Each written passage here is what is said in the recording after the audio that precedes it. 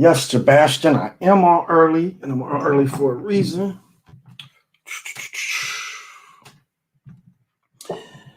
Oh,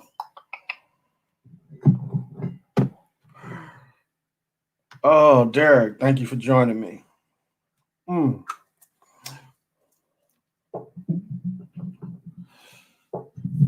Still kind of setting up a little bit. All right, that should be it. Let's go.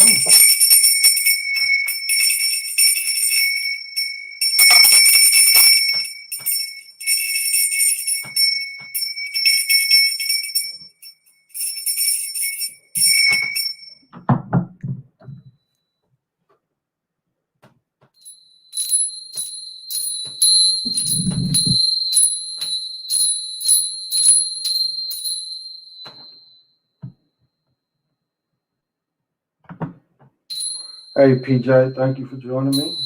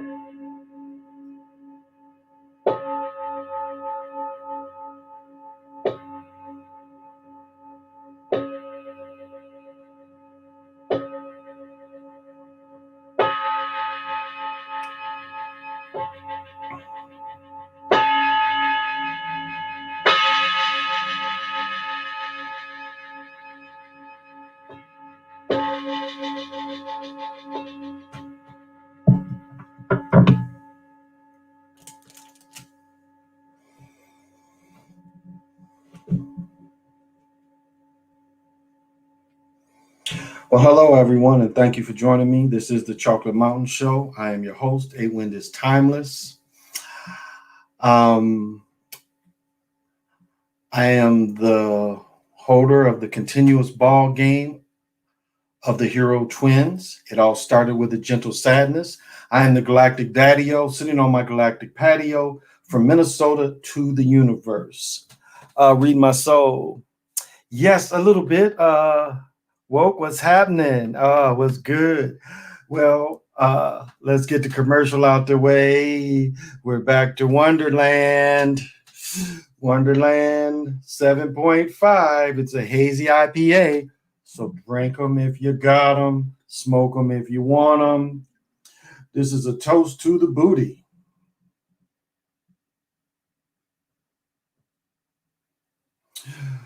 So let's get the questions out the way. Let's get it out the way.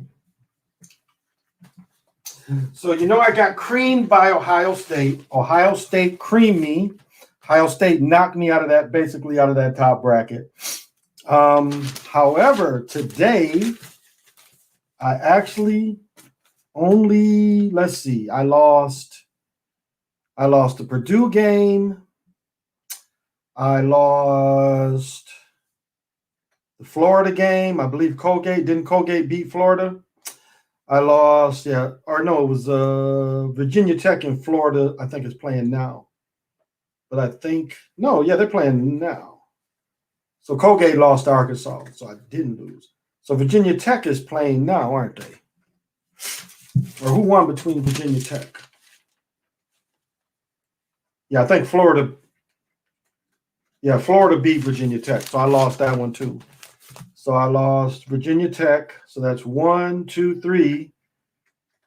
I lost Clemson. So that's 1, 2, 3, 4. I lost 4, and I won 8 so far. Because I won Baylor, I won Wisconsin, I won Texas Tech, I won Arkansas, Illinois. I called the Loyola Chicago. I got that one. I called Oregon State to beat Tennessee. I got that one. Oklahoma State beat Liberty. I lost San Diego, Syracuse. I lost that one. West Virginia, aren't they playing now? West Virginia is playing still, so that one's undecided. So I think I won 8. So 8-4, depending on this. Matter of fact, no, the Villanova game would be 9-4. So right now I'd be 9-4.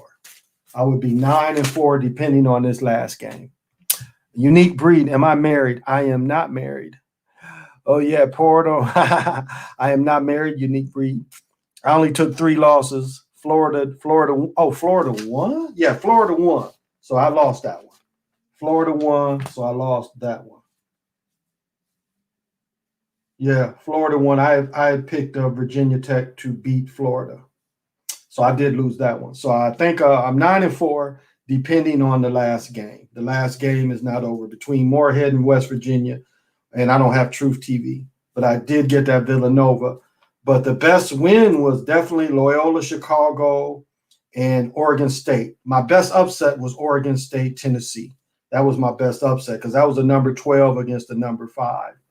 But the Ohio State one, again, I had to leave for a minute. I had to go pick up my daughter and go grocery shopping.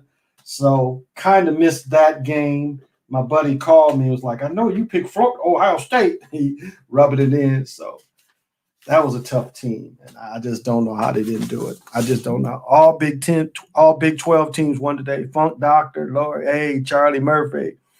LSU is going to win tomorrow. Hey, Crazy Sarge. Well, tonight I am going to have a guest.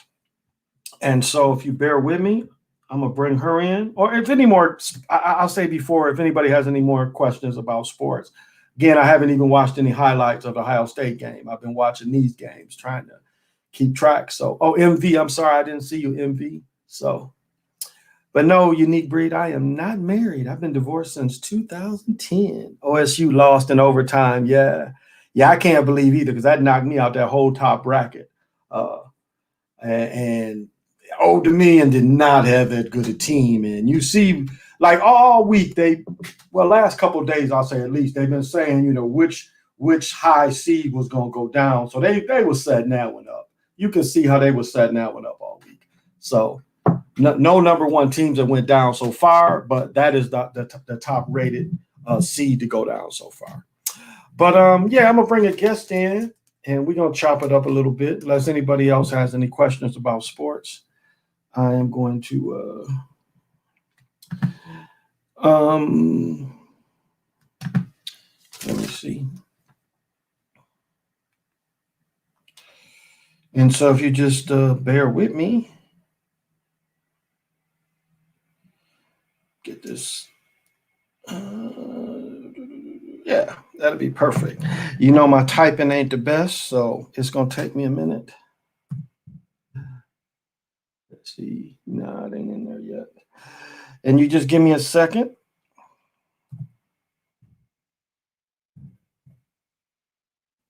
And we will be ready to go.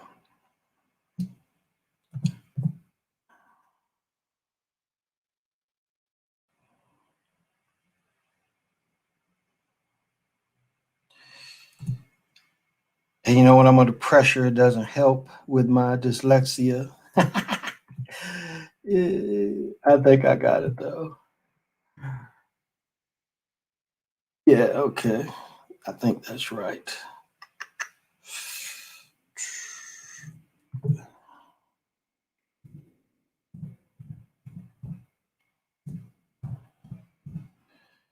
All right.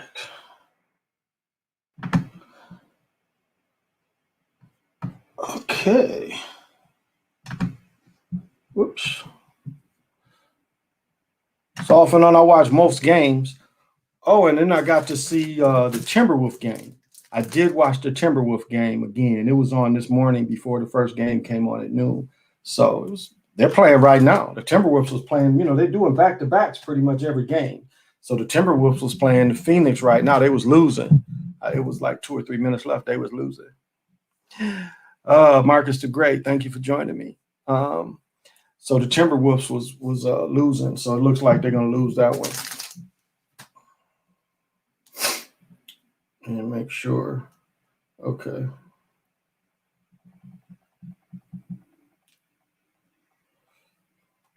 It was a beautiful day here again.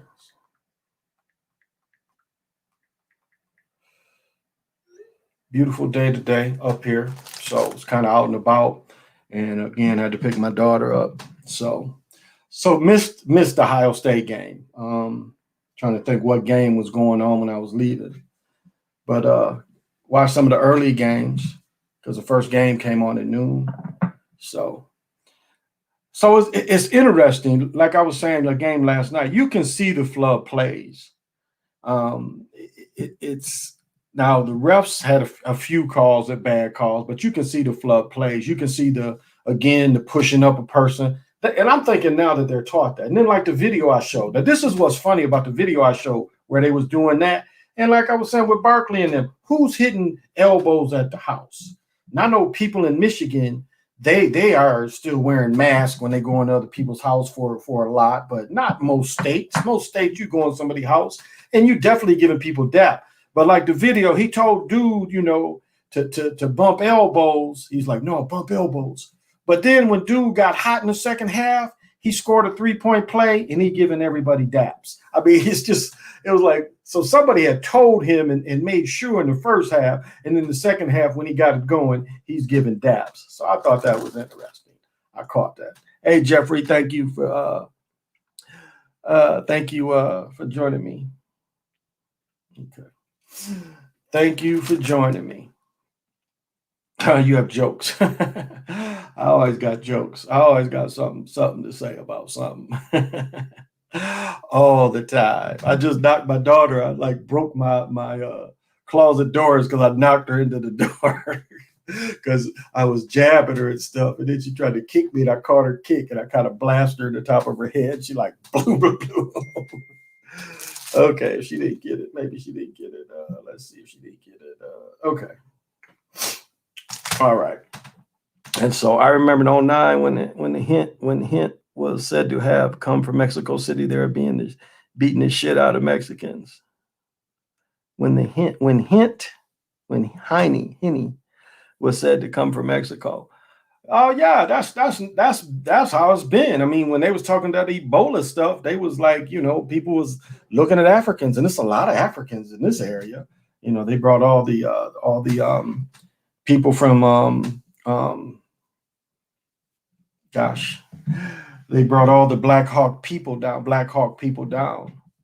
It'll come to me in a second.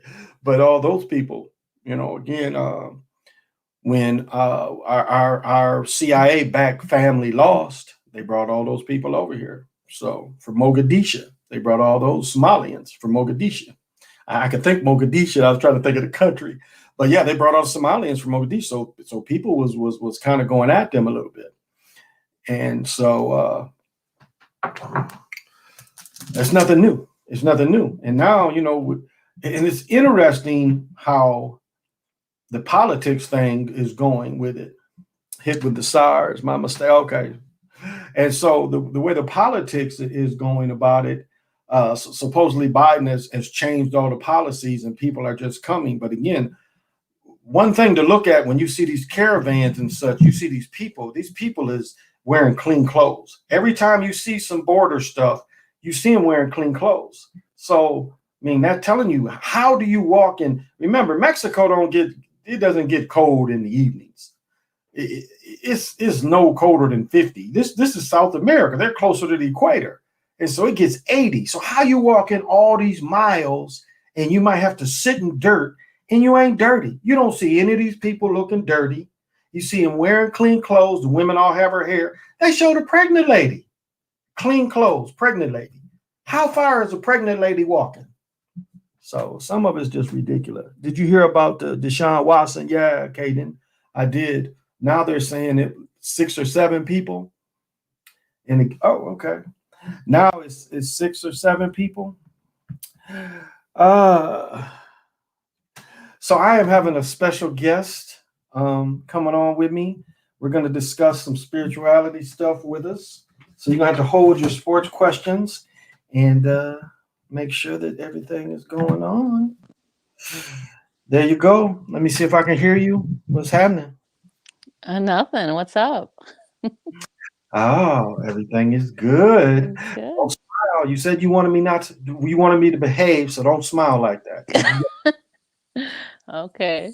Lower down the smile and the cuteness. Hold the cuteness down so I can. Behave yourself, mister. I'll do myself. This Okay. is the one divineness, and we're going to talk of some spiritual things. She has some techniques that she uses that we're going to spread to everybody. So one of the first things I do want to bring up is what you made me realize, and I guess I spoke falsely, and I spoke a little bit on this the other day, but like you was, we got to talking about aliens and stuff, and you were like, "Wait a minute, you do believe in aliens?" It's like you talk about aliens all the time, and I'm like, "I guess you're right." Hmm. And so expound on that a little bit from your perspective. Tell me what all you consider aliens from your perspective. I think what the definition of aliens is that we use the word extraterrestrials, we use Hmm. aliens. I think it's more beings. Okay. These beings are at a higher level consciously. They don't need to communicate with words. They can do it through ESP. I don't think you should be too much attached to the word alien, because this is how society or our structure has made us go through since birth, right? They've put Hmm. this sense of fear into aliens. The government has done that as well. I mean, they are coming up more and more and doing more disclosures. Hmm. But through the structures, through growing up, through movies, through school, we've always had that feeling that aliens are bad. And I don't think we should look at it that way. And I think one of the first aliens that was a friendly alien was somewhat Superman, because Superman was an alien, Hmm. and the second friendly one was E.T. Hmm. You know, people, E.T. was one of the biggest movies of all time, and people Right. accepted E.T. And I think you saw the business kind of pick up a little more through E.T. Hmm. Yes. And so I had never really thought, like, when you were in the ethers or the astros and beings come in, and like you're right, it's very rare that you run into a being that will actually open your mouth and talk to you. You Right. know, Right. it's most of the time, like you said, Yep. yeah, they're just bouncing from mind to mind. Right. And one thing that you have to be alert of is they're reading the thoughts too. So you have to be aware of that when you're talking to someone like that. Remember, they are Hmm. reading all your thoughts that you're putting out at the time. I'm not saying they're reading your whole life story, but I'm seeing Right. all the thoughts and emotions that would come from meeting that kind of being would be out there. So you'd have to kind Right. of be aware of that. Don't show the fear, because the fear will be shown in your mind. Exactly. Exactly. And so you would have to hold on, hold off those kind of scary feelings, and just kind of take the experience and see what you can learn from the experience instead of hiding.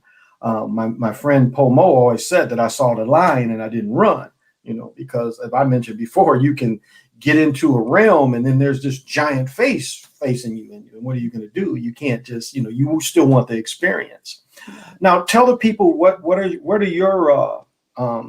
your skills? What are your specialties? That wasn't the word I wanted to say, but that's all I can think of right now. I'm having an old man moment. But your sensitivities, that's what I wanted to say. What are your sensitivities? Explain what you do and what your thing is.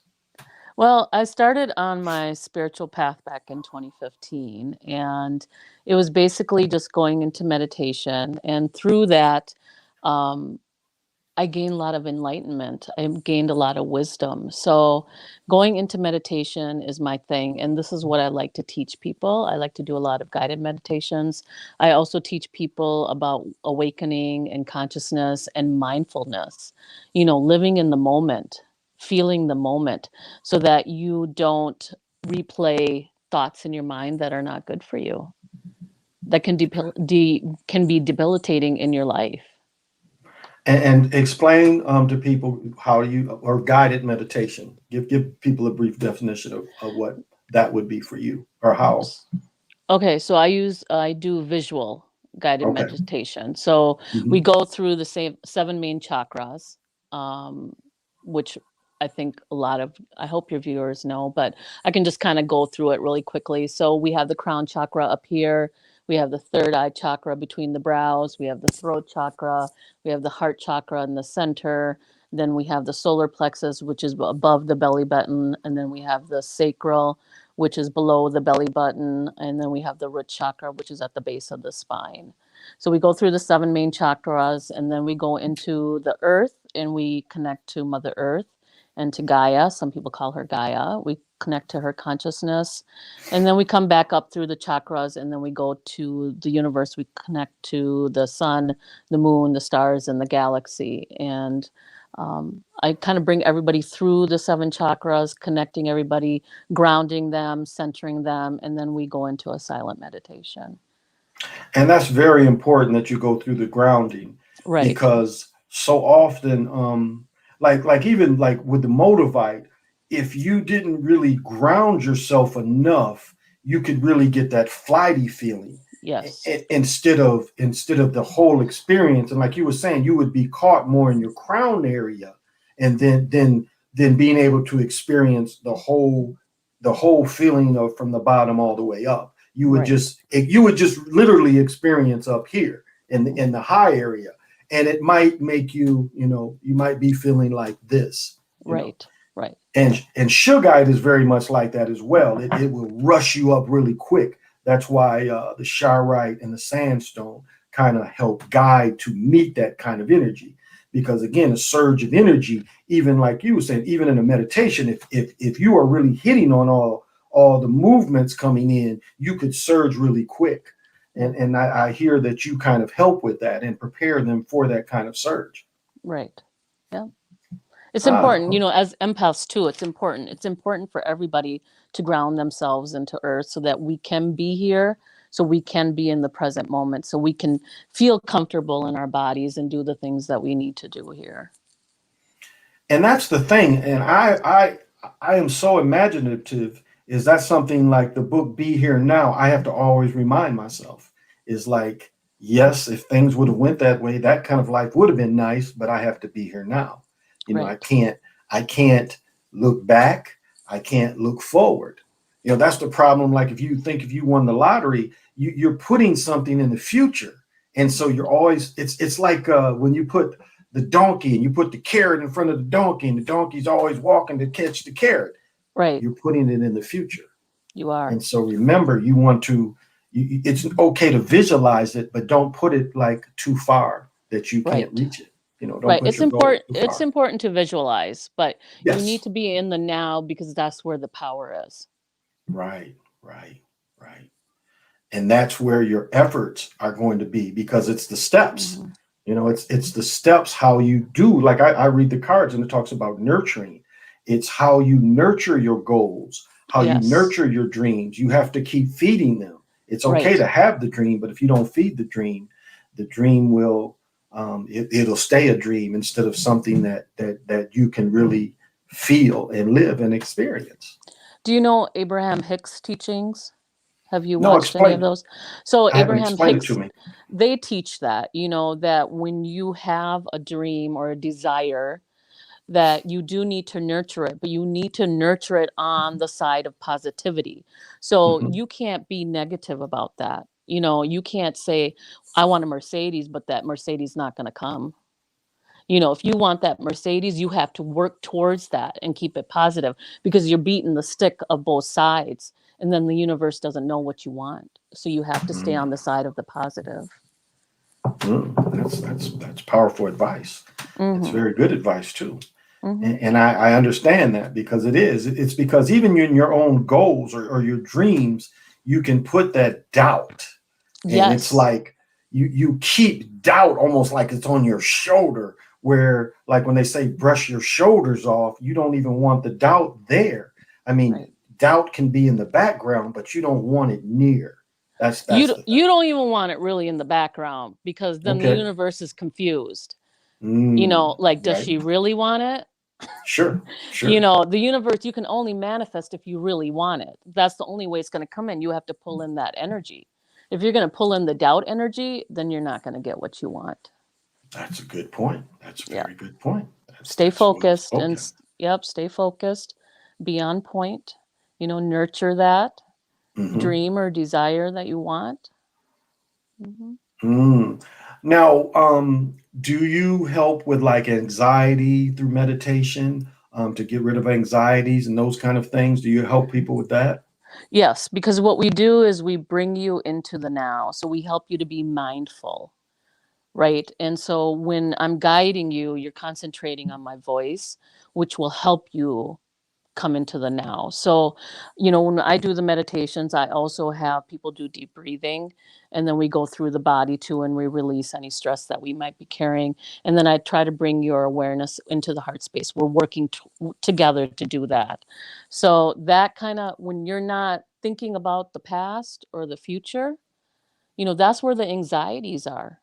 And that's why we Hmm. want to be in the now, because again, that's where your power is. You can't fix what's already happened, and you don't know what's going to be the future. So Hmm. why put those energies that can't help you, that can't serve you? Being in the now is the most powerful that you can be in that state. And Eckhart Tolle teaches that. His teachings are always about being in the now, being in the present. I have one of his books. Now you said Eckhart. Hmm. Yeah, I have one Hmm. of the books somewhere around here. I Hmm. know that name. Wow. Yep. And that's powerful. That's really Yep. powerful what you're saying. And it takes away the flightiness that comes from, wanting to manifest, because Right. people truly don't. I guess in some ways people don't know how to manifest. Right. What do you think about that? Do you think people, or do you hear people saying they want certain things and they're trying to manifest? And what do you think? Do you think they actually know how to go about it, or what do you find? Well, it depends where they are consciously too, and where they are on their path, right? Again, it's how are you going to put forward that dream or that desire? Are you going to do it in a positive way? Are you going to do the actions? First, you have to ask, right? So this Hmm. is what I learned from watching The Secret. It talks step in detail how to manifest things. So by asking, by believing, by having gratitude and being thankful, and then knowing and knowing that you've already received it. Mm. Now, Jeffrey asked a question. I am an empath and I don't like it. Do you have Mm. any advice for that? Um, that's who you are. You're an empath. There's things that you can do to protect yourself, not moving into the energies of others, but that's your gift. You know, m- Instead of fighting it, maybe go into it. Moving into that energy. But truly, if you don't want to, then there's ways to protect yourself. You can protect yourself through God's white light. You can call in the archangels. You can call in your guides. You can also ask that you no longer have this. Speak to God, speak to the creator, to source, however you call whatever you believe in, and ask them that you don't want to be an empath. You don't want to feel other people's energies. That's well spoken, because I didn't realize, like, watching football, I could never watch people get injured. I mean, I Mm, just, because I mm. could feel that. Feel it. Yes. I could really feel the person Yep. getting injured that I'm watching. And so Yeah. soon, like, they replay injuries and I would just have to turn Yeah. away Yep. because I could feel it. And Yep. that was the first instance that I knew I had those kind of abilities, because I couldn't even watch a person. Now, boxing's a little different. I could watch a person get knocked out. But football, I could not watch people get injured. The guy sprained his ankle, even basketball. Yeah. I would feel that pain almost Yeah. immediately. And I would be like, oh, but that's what I learned to do. I'd be like, oh. And now another part of it is, don't read everybody. Don't try to feel everybody. Like I Right. was telling you, like going out to the Mall of America, I could get a glimpse of almost everybody's life I would run into, but that's overwhelming. That is Yes. just, it's too big of a load. And so I guess I'm saying is, don't take on a big load. If you see you have these sensitivities, scale back, scale Yes. back, or even learn to turn it off. I Right. think, you can turn it off instead of giving it away, because if you give it away, you're not going to get it back. No, you will get it back, but you might not get it back fully, and you'll probably have to work at it, because that's what Mm, I've done that, I've okay. asked God, like, I can't deal with these gifts right now. And that was because my level of consciousness and my understanding wasn't there. But Hmm. now that I moved further on my path, now I want those things back. I want to Mm, open up those things, because now I know I can help others and I have a better understanding. This is where he might be, not understanding his gift fully, and that's why he's feeling all these things, and doesn't want to be, you know, open to those things yet, because he's not ready. And you can ask, mm, I need this closed for me. I can't do it. And you can do that in meditation or prayer. hmm. And the other thing that it just made me think of that I do is, like, you see pictures of the gods or guides, and they're holding bags, and it's one thing that you could put in your bag, and then you're not really having a higher power turn it off. You're actually storing it for Right. you, and if you Right. needed it, you could bring it back out. So Nice. Nice. now, one person asked, "How do you connect with guides? With guides? Could you give a easy explanation on that? On how people could connect with their guides or recognize their guides? What would you think?" Well, I would say you would definitely have to ground yourself and center yourself. You would want to go inside. You would want to be silent, and you would want to ask that. A nice place to do it is before you fall asleep, when you're about to go into that dream state. Calling forth your guides, asking them to connect with you.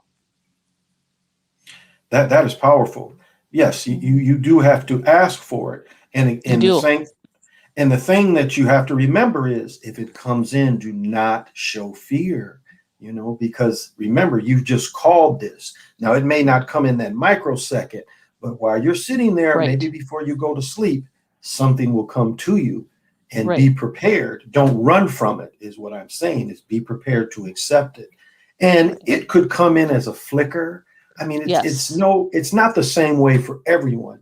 It's just Right. recognizing that you called something, and then you have some type of answer. I Right. see you playing So, with your hair. You're playing with your hair. See, you said you weren't going to do that. See? all right, now come on, behave yourself. Okay, go Um, ahead. so what I was going to say about that is that sometimes we create how we want it, how we want to see it, how we want to visualize it, or how we want to Okay, hear it, and that's not how spirit works. okay. Right? Spirit is going to give it to you the way that spirit is going to give it to you. Depends where you are on your path again, That's how they're going to come to you. So the more that you're open and the more that you have understanding, they can come to you in different ways. Like for me, I see sparks of lights, or I have visions, or I have gut feelings, or I hear. There's certain people that just feel. There's certain people that just have the visions, Hmm. so it's different for everybody. And the other thing we were saying about asking, so spirit can't go against your free will. That's universal law, right? So you do have to ask. You have to ask to be with them, or for them to come forward to you. Hmm. That's very nice. Mm, okay. Um, Now, oh, one other thing we always talked about too is the breathing part. We've had Hmm. discussions about the different ways of breathing. Now, I have asthma. Hmm. So what I learned is through Lamaze, I learned to take just some cleansing breaths for me. So I Hmm. can't really take the deep kind of breaths. Well, I mean, I can take a few cleansing breaths. And I have a disease where I can't concentrate, because I'll concentrate constantly on my breathing, which will Hmm. cause a kind of anxiety situation. And so I have to kind of face it a little differently than most. So what I do is I just normally breathe, and then I start feeling that trance position when the trance starts coming in, and then once things start coming in, then I'll take a couple clearing breaths for me. But I think you said you were kind of similar in that we're not a heavy deep breather, or explain that to me again, So when I or you. teach, right? So when I teach my group on breathing, we go in and we do. So we start with a breath of going in through the nose down to the belly. When you breathe down to the belly and you expand that belly, you can hold in more air. So Hmm. you're not have, because I have asthma too. So, but that's the easy way to do the breathing. And then we do the breathing on a count of 6. So we inhale for 6, then we hold it for 6, and then we exhale through the mouth and coming up from the belly, and we exhale for 8. So we push out everything that we don't want. We give it to the creator, we give it to source, we give it to Father, and we allow and we surrender and we allow him to take it for us.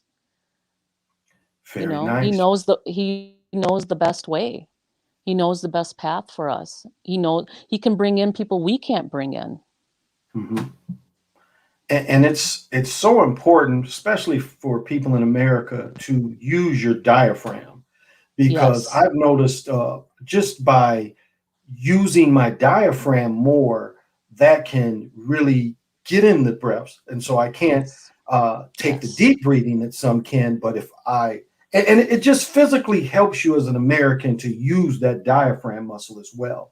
Right. But in this technique is you're contracting and you're expanding. And we see the Western way of breathing is chest breathers. When you get Right. tired, and I Right. mean, we're Shallow breath. naturally right. And that comes from that was the difference when they came to America. When the Spaniards came, it was hard to communicate because the people here were breathing out of the diaphragm and spoke out of the diaphragm. And you had these Europeans that were all chest breathers. And so and we've taken that on as Americans. We've kind of taken that on where we are more chest breathers than the full deep breaths. So Yeah, that's not consciously breathing, that's just letting it happen, when you can do in the deep breaths too. I mean, there's studies where people who breathe longer, have the deep breaths, they live longer. I didn't know that. Wow. Yeah. Yeah. Wow. I believe turtles are the ones who breathe, and they can live up to be 150 years, Oh yeah. because they're taking the long, slow breath. Right. And they can hold their breaths for, I Mm, think, up to 30, 40 minutes yeah. before they have to surface, if not Hmm. longer. Yeah. Hmm. And it really, as Americans, like when you see a big, big, huge beer belly, like out to here, they have no control down there. And that's something even I have learned. And I have even watched some of my stomach just tighten up from just doing this because I do this daily. Right. I practice this daily. And so, Right. um, I just think that people that are younger than me, this is some great advice on healthiness. Healthiness. Not even younger, even older than you. Oh, For absolutely, everybody. For absolutely. Yeah, everybody. Hmm. right. I agree. I agree. It's a practice that should become a habit, wouldn't you say? Yes. Yes. Definitely.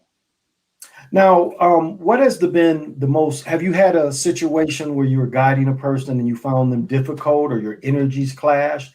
What do you do in that when you come across something like that? Um, I don't try to read anybody when they're meditating. That's their Okay. personal.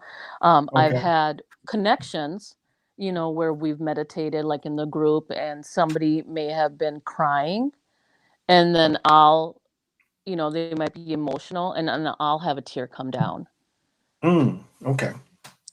But I really haven't come across anyone where the energy is not good, because that's what they're there for. That's what they're in my class for.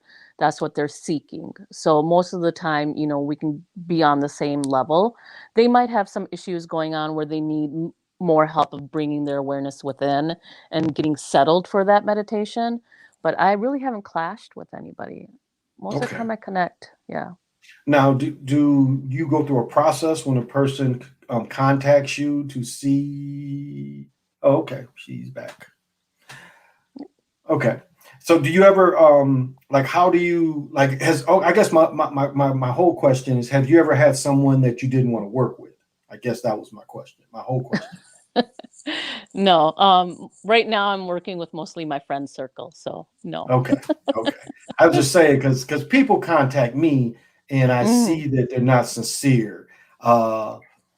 And so some people I won't work with. They'll come like Right. my neighbors will come to me and was like, tell me about stones or can we meditate together? And it's like Mhm. I really don't want to pick up some of their types of energies that they go through. So I Right. do like I'll not totally turn them away, but kind of give them just a little bit that they can understand.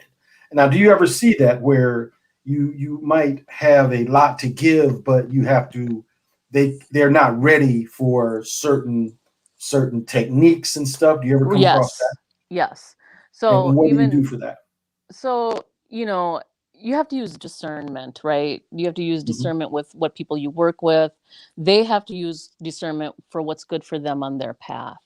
Just because it's good for me doesn't mean it's good for you. Sure. Yeah. So I think that's important to carry, that um, you want to be more of a teacher and kind of guide them, but the ultimate goal is for them to go out on their own and do their own thing. Absolutely. Yeah. Absolutely. Yeah. Absolutely. Now, what about far as what you do in your path compared to like family or friends? Have you ever came across where you're getting some negative from one or the other on what you do, or how do you handle that? What do you mean by that? Like a lot of times, I get people like people will need my help, and they'll say, "Well, I Mhm. don't believe in that." Oh, That's what they'll okay. say at first. They'll say, "Well, I don't believe in that," and it's like you don't really have to believe it. It's a Right. practice that might help you. That I guess that's Right. my point. Because I've Well, had people go ahead, I'm sorry, go ahead. I was gonna say the people that come to me want to learn this, Okay, so I'm not pushing anything onto them. Um, I would want people to come to me because then I would feel more comfortable. Feel like I'm doing something and helping them and guiding them and teaching them. But okay. I wouldn't ever push that on anybody. If they're not ready, they're not ready. Everybody's at a different consciousness level. I've had to leave people. We've gone on different paths, we've separated, but I don't Mhm. wish them bad. I wish them Sure. well on their path because their path and my path are probably not the same, but at one point we had to cross. Mm, Maybe it was just a jump start to get them on their path. sure. Because Right. because I've had people to tell me I don't believe in stones, and then they'll Mm, have some type of episode, and they're like, "Well, do you right. still have those Right. available?" They know who the healers are and they know who the spiritual people are. They will come find you when they're ready. Yes, yes, and I've Yeah. had them say that because, I know my daughter's mother, they kind of have dealt with a little, I don't want to say necromancy, but they had people that would contact, ones that have passed. And, Mhm. they were like, "Well, is there anything we need to take?" And I'm like, "You better take some protective grounding stones before you get into that situation." Right. But they would Right. come to me, they're like, "Well, what do you think?" And I'm like, "Take this with you, and keep it a couple days, then call me, and I'll come back and get it." And so, I've had people that have said that to me, but it's people that a few years ago, they were kind of like none of the spiritual stuff, and then they're Mhm. seeing these other things, and it's like that's spiritual stuff. And so Yeah. I just watch other people how they evolve, and then they even Right. look at me differently. They're like, okay, I guess you Right. do have a good point. And I'm like, Yes. well, like you said, I don't try to force this on anyone. It's like I tell people how to read the crowd. You really, Right. I wait for Right. people to approach me more than Right. me approaching them, unless it's something I see that's significant, or I think that it would benefit them right now instead of putting it off. And I think that's important. You really got to pay attention to who you're bringing this out to. If Mhm. they're not interested, why? Why would you bring it to them? If they're not ready. Absolutely, Mm. absolutely. And that's reading the crowd. That's what I said. That's Yeah. reading the crowd and understanding. Now, Mm-hmm. what made you seek it? What made you find this path? What made you look out to mentors, or did you start in books, or how did you start? I started by just listening to a mantra, Okay. and it touched me. It touched my soul. Like I didn't even know the words, but I knew it. It was like going home. Mm-hmm. So what happened when I listened to that mantra, then slowly I started not watching TV Mm-hmm. and not listening to other music and just Mm-hmm. listening to that, playing that during the day, playing that in the background when I was, working with my kids, when they came home from school and things like that, just having them also soak it in. And then it started to bring me to different places where I wanted to start just being by myself, kind of just like cutting the outside world and just trying to find out who I am, who who I was within, and bringing Mm-hmm. that forward. And also by listening to that, a lot of things changed for me in my life. Like my diet changed. Like Okay. I didn't want to eat meat. And again, being the empath, when I was eating the meat, when I was starting to get higher and higher in my path, when I was starting to eat the meat, I could feel what that piece of chicken went through in their last breath. Mm-hmm. I mean, that's how high my vibration went, where I could feel that and I could no longer eat meat. I was on a full vegetarian diet and also doing exercise, knowing that I had to move the body, to move the energy, all these things, they just started happening as I listened to that mantra. And then I got curious of what the words meant. So then I learned Sanskrit, just on the mantras. I don't know Mm-hmm. full Sanskrit, but just on the Okay. mantras. And then it just went from there. Then I started reading, and started, reading Eckhart Tolle, started reading Sadhguru, started reading about Abraham Hicks, just starting to incorporate all these different paths and way people were learning and pulling and taking from what I could see and hear and bringing that into my own, whatever, using the discernment again, Mm. whatever felt good to the soul. Now, have you ever worked with the visual mantras? Have you ever worked with any of those? No. The patterns, you know what I'm talking about? The kind Right. of, Like the fractals. well, they're yeah, somewhat like fractals, but people put together visual mantras. Like, So let like me the see. Buddhist, are you saying? Yes, they put together different. It'll be like different fractal patterns and shapes. Right, right. Yeah. Okay. With like Okay. different colors and like the Buddhist monks Yes. do that. Yeah. Yeah, no, Yes. I have not worked with those. No. And what I found with those is Seven Bomber was the first that pointed it out because there's one that they made a 3D model of what this complex would be. And Wow. so since studying that through him, there's a person that makes them, and I'm not sure if she lives in America or not, but it's like when I see what she creates, I can lift it up or push it in. And it's really kind of interesting, making it come up and like going into the rooms. That's kind of an interesting thing. And I remember they were trying to show something like that. It was an old director or producer, and it was like it showed one of his scenes, and his scenes had like three different staircases, and they were like, "Well, this is satanic." But I was like, if you really looked at that, they were trying to Mm, show you what one of those type of mantras look like, or what. mm, And maybe I'm saying it wrong, but they were trying to get you to visualize that spiritual kind of thing. And I was like, wow, because I looked at it, I was like, okay, it had the mason floor, but the multi stairways and the way they had them, the angles they had them on, it was like, this is taking you to a kind of higher place. And mm. so they put it, they marked it as something that was evil when in fact it really wasn't evil. It was a Right. teaching thing. But people want to they want to demonize everything. When Demonize they don't everything. have the understanding of something, that's what they move towards. Yes, that seems to be Hmm. almost like a crutch. Yeah. Oh, someone asked you, where did you grow up? What part of the world are you from? I don't know why that's important, but Oh, how is that going to help you on your spiritual path, right? exactly. I was born in India and raised here. Mhm. Okay, okay. And you used to be a Bollywood model. Was that true? All right now. I'm just joking. I'm just Yeah, be joking. I'm just nice. Be joking. I'm nice. just I'm just joking. And now, do you have like a daily routine that you do, as far as your spiritual, or yeah, do you have a routine that works for you, or what would your Um, routine look like? just it might be my routine, but that doesn't mean that it would work for other people. But usually Okay. when I started on the spiritual path, I was listening to that mantra all the time, 24/7. And Okay. then I started saying the mantra. So I started praying 3 times a day or meditating 3 times a day.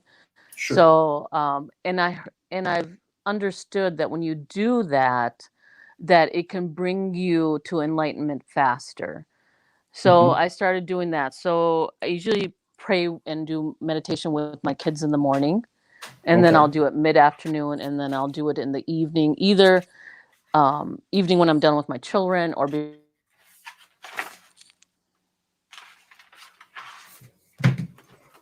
Okay. So what I'm hearing is this: you became serious about it, and so you incorporate it into your lifestyle. yes, yes. And how did? Because life was flowing easily.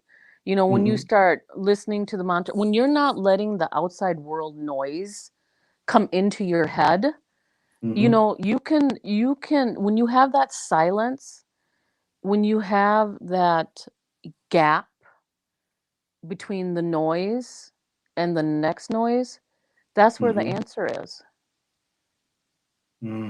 That's deep. That's when source can talk to you. And I think it was Wayne, I think I'm quoting Wayne Dwyer on that, you know, with the silence and the gap. You know, that's when you can allow source to give you the answers, Mm. which is different between meditation and prayer.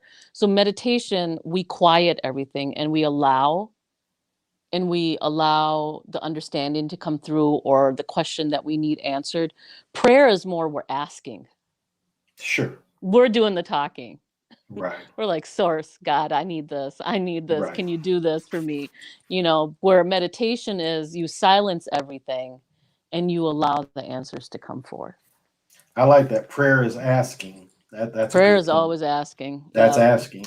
And I Yeah. talk now. You said something interesting because I always talk on how the mistake that the Muslims make, because I used to study Islam myself when I was 18, 19, my freshman year in Hmm. college.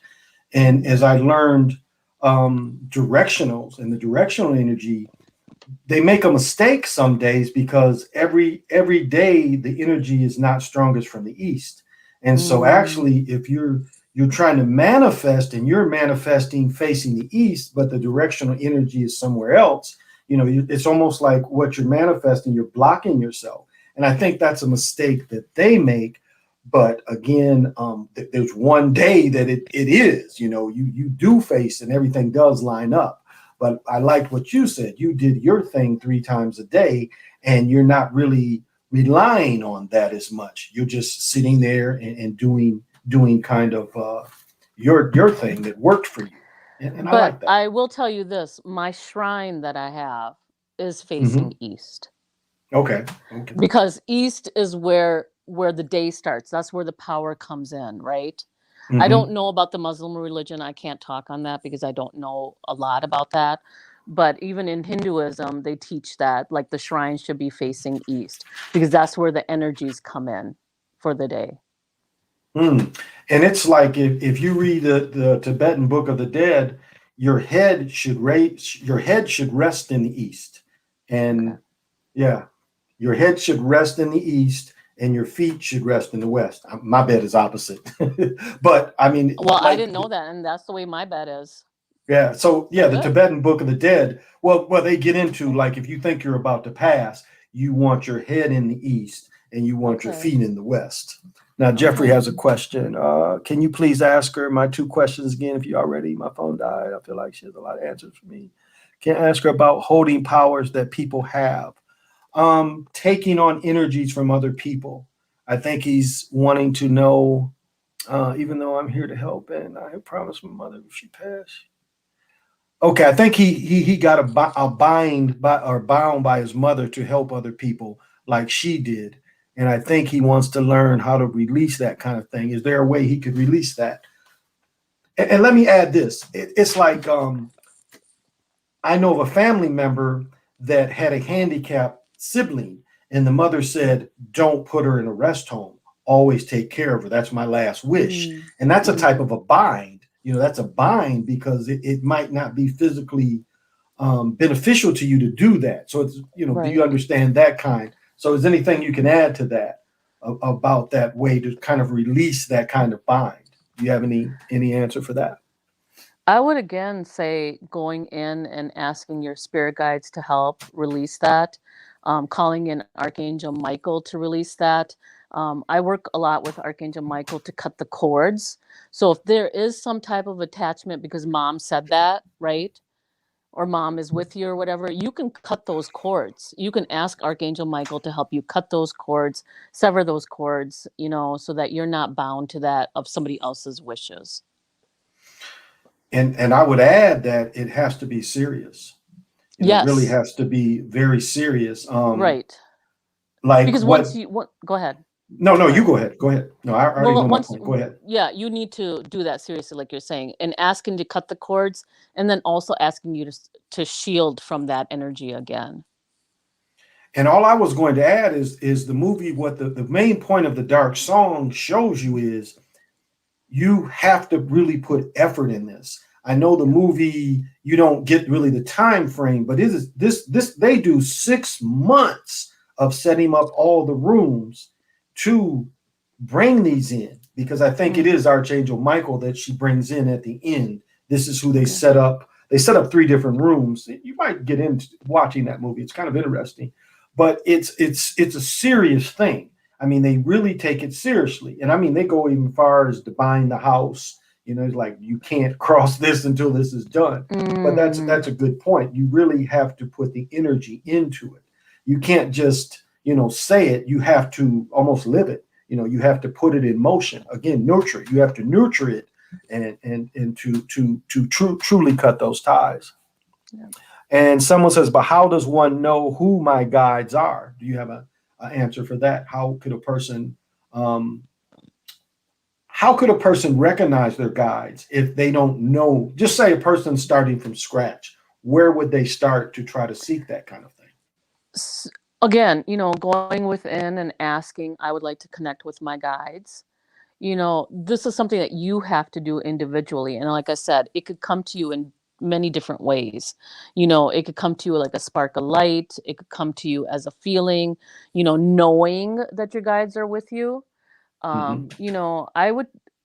I'm not really an expert on that, but that's how I would start. Otherwise, there's lots of YouTube videos. I would recommend Melanie Beckler, and she's ask-angels.com. She Okay. has great meditations to connect with your guides. Okay. Good Hmm. point.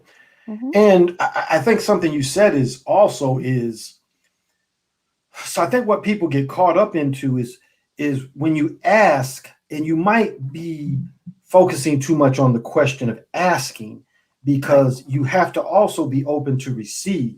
And if you're Receive and not allow. open enough to receive it, you could Right. be like, Blocking it would it. be becoming like this Mm-hmm. on you. So keep that in mind. It's a two-way kind of movement. You start to ask, and then you wait to receive. And like she mentioned, it's a lot of different ways it could come in. It's a Yeah. lot of different ways. Yeah. And so you have to hear it. And I'm just saying here to just be aware that, Aware, because open. And it might it not come to it probably won't come to you right then and there. It could come to you in your exactly. dream state. It could come to you 2, 3 days later. You might be hearing this repetitive name. Like somebody might Hmm. keep on saying, Michael, Michael. You might hear in conversations or as you're walking past. And Right. that could be also, you might hear on the radio. There's different ways that they can communicate to you. Not only through you, but through electronics. They do like to play with their electronics and their Uh, devices. and you're reading my mind, because I was thinking the same thing.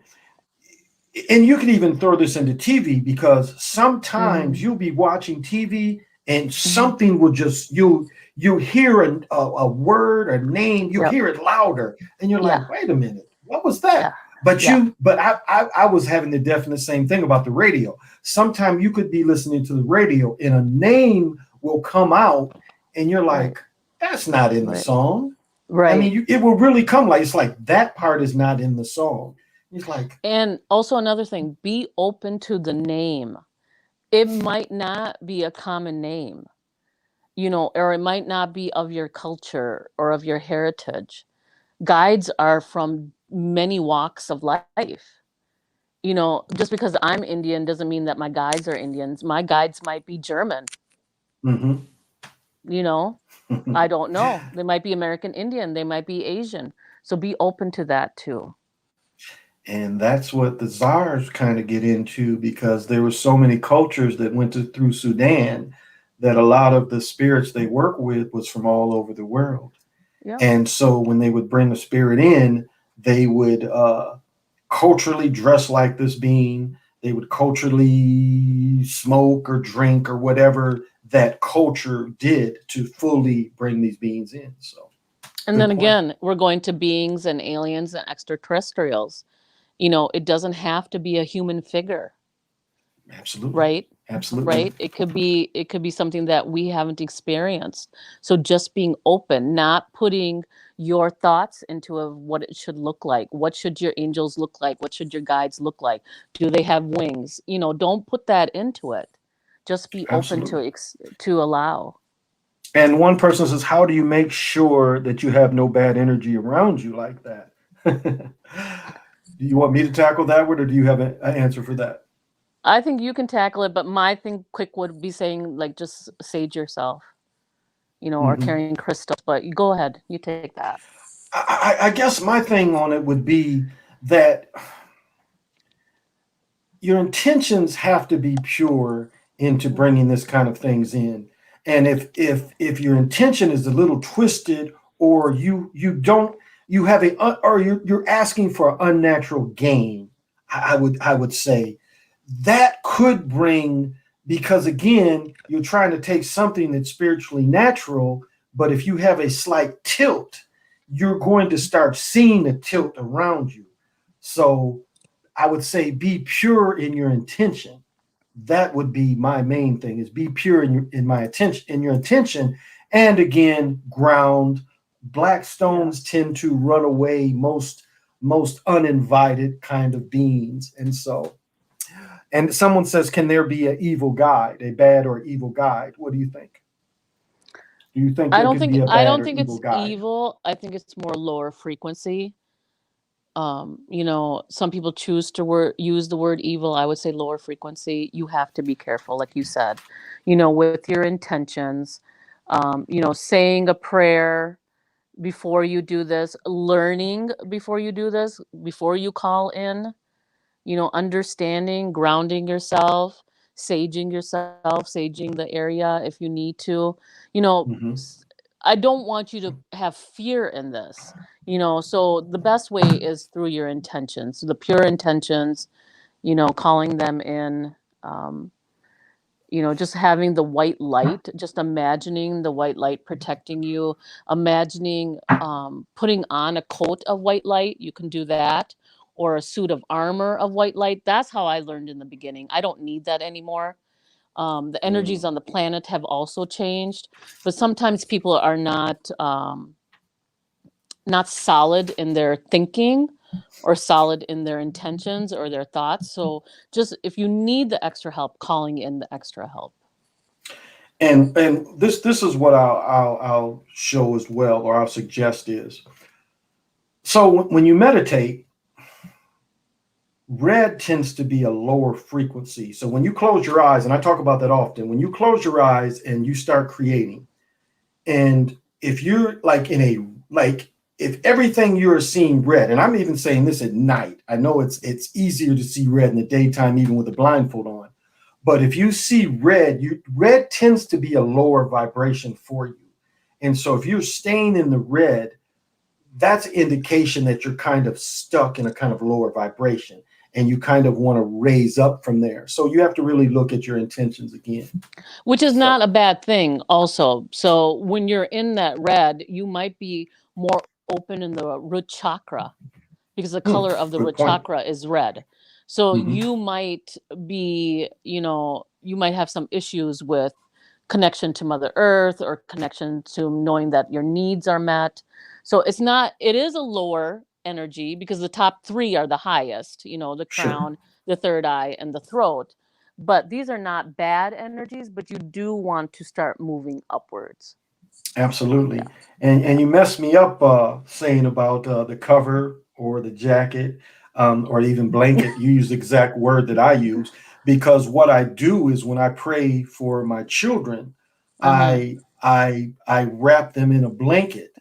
And then Nice. like when I do the individuals, like when I bring my brother in and I have a couple cousins that I pray for daily as well, I transfer that blanket to each one of them because it Nice. gets kind of hard to like you just went through this for them, but you're using the same thing over here. And so Mm-hmm. why I had to say, well, why am I starting all over again when I can just take the blanket off of them and transfer it here and then Mm-hmm. transfer it here? And it seemed to flow a little easier for me instead of trying to recreate here, recreate there. It text it I can't say I struggled with it, but it was just harder, I guess is the word I'm looking for. And then once I was able to put the blanket here and just transfer it, it's like you were saying, it flowed a little easier for me. Okay. Nice. And he says, with my mom, I'm proud. She was very brave. It's just I am afraid of my destiny. So there's no question in that. Wish I had some weed to ceremoniously smoke. That's funny. That's not really a question. That's not a question, Jeffrey. I guess what he's saying is he doesn't. I think what he's saying is he doesn't want to disconnect fully from his mother. But like we Okay. were saying, if his mother is a bind, you, you don't have to fully disconnect. Just disconnect from the part that makes you uncomfortable. What do you think? What do you think about that? Was that how would you handle Yeah, I that guess we have to understand his question fully. So, in the is it context? right? Was it a bind that he was worried about, or like now he's saying his destiny? So, I guess I needed to hear the question fully and understand it. But if he's worried about his gifts, is that what it is? Well, what he says is the thing is, I want to continue with my mom. His mom has passed. He was Right. proud of her, and she was his Okay. Wonder Woman. She was very brave and a true soldier. But I think he was Okay. saying is he doesn't want to, really.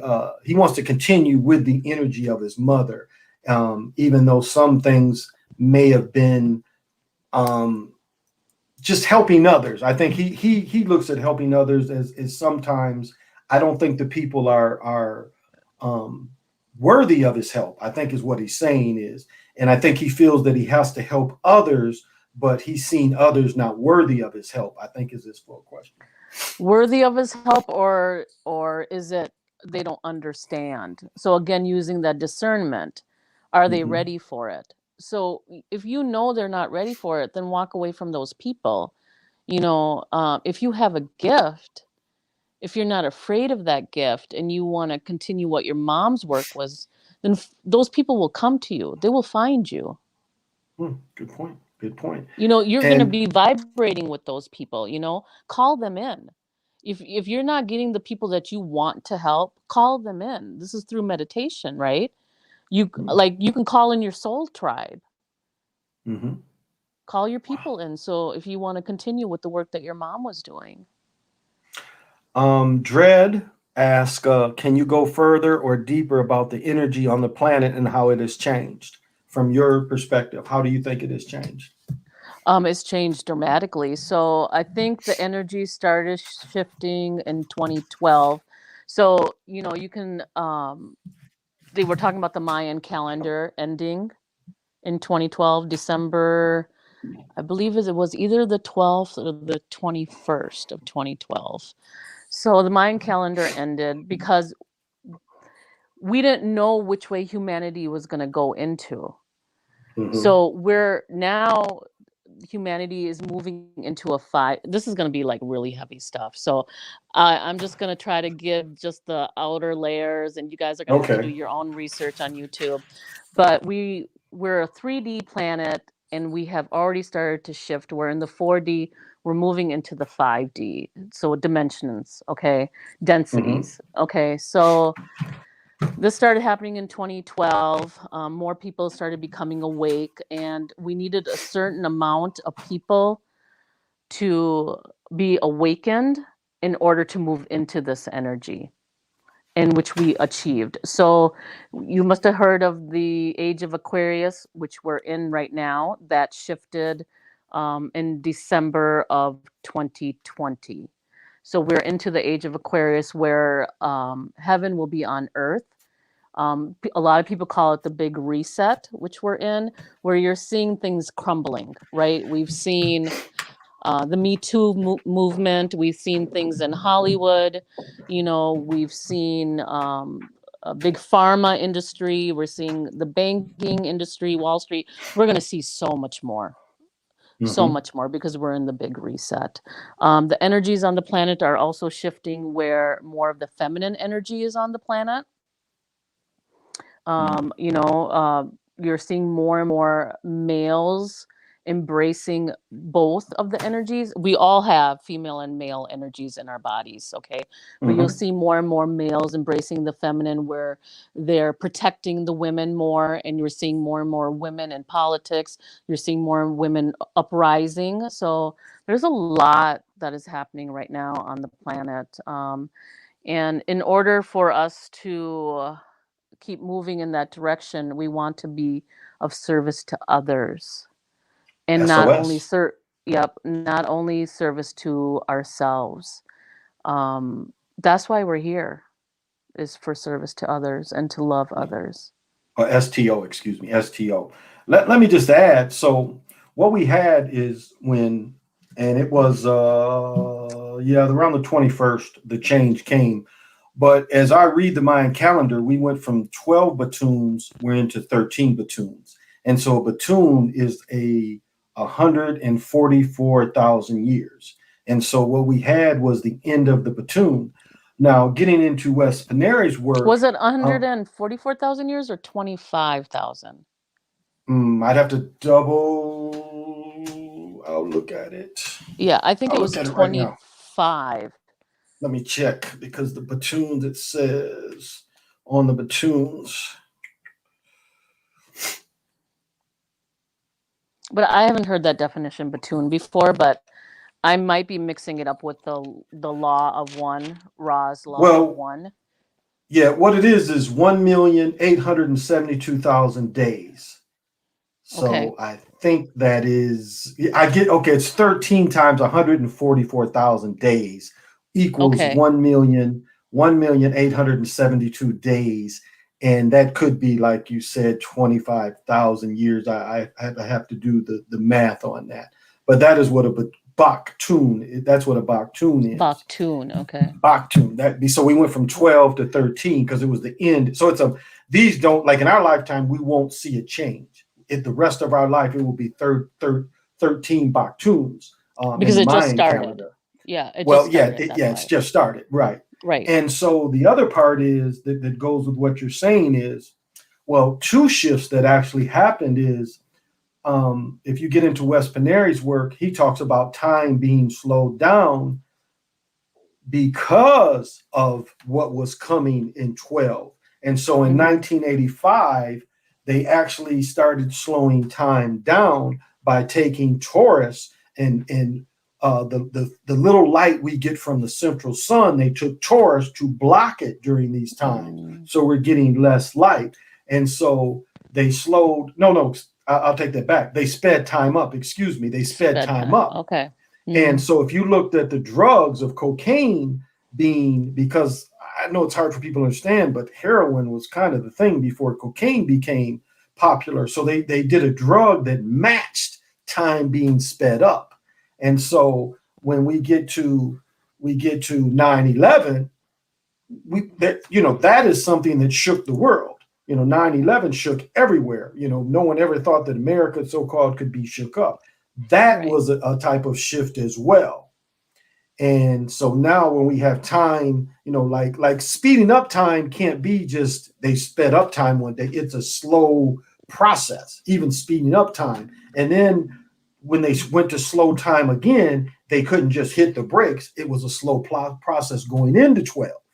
So, And I write notes so I won't forget what I want to say. So it's not being rude. I'll forget. I'll forget. And so he said thank you. Dred said thank you. Please, a lot of these women don't care for the men willing to fight for them. So why bother? What is in it for me? Hmm. How would you answer that?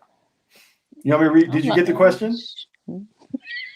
no, can you repeat that again? Okay, he says a lot of these women don't care for the men willing to fight for them. So why My bother? What's in it for me? a Hmm? lot of women don't care for the men to fight for them.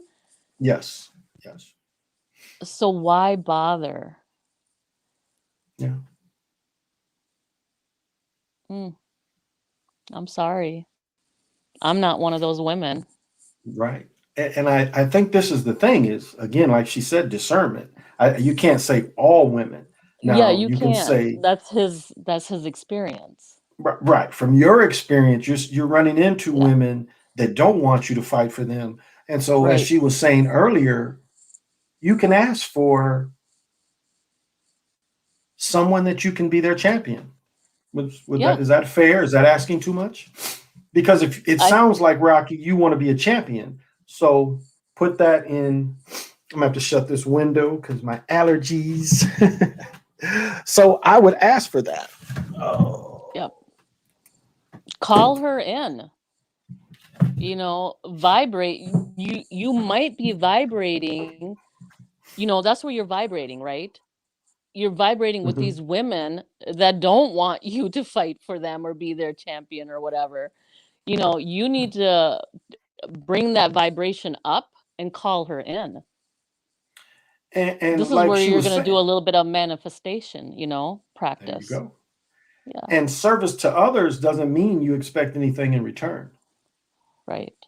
Like I have 3 or 4 families of single women households, and I help them where I can. I don't expect anything from them. If they bring me a plate of food or something, it's not because I've asked, it's because the work I've done to them to be a man. And Yes, so again, you can't help everyone, you know, right. help help those who need help. I think So what women are looking for now, speaking as a woman and speaking as the energies that I feel as I move forward in my path, we want men that are going to add to our life mhm, and support us and uplift us.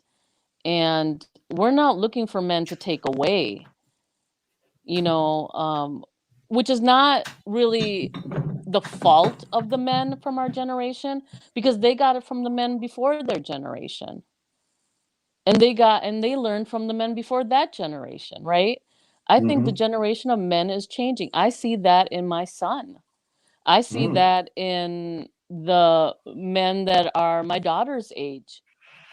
These men are more uplifting. It's about a partnership, mhm. bringing it together. It's not anymore about he brings home the bacon and I'm doing the dishes and I'm cleaning. No, it's 50-50. If I did the dishes today, you're doing them tomorrow.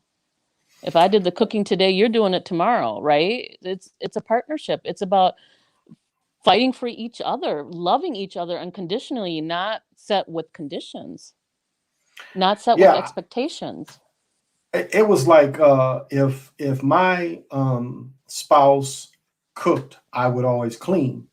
Right. Or if I cooked, she would clean. Well, sometimes she would clean, but it was like I had no problem if she cooked cleaning, or Right. if I worked a different shift and she's coming home tired, I would cook and I would clean as well because it's like our different shifts could come up. I might have the day off, so I would take those responsibilities because it's hard because some people do expect their others to get off work, clean, take care of the Mhm. children without any Mhm. regard to the anchor that they brought home. And you're not giving, it's like you don't want this person to not be off because I think that's what some men treat their wives in some ways.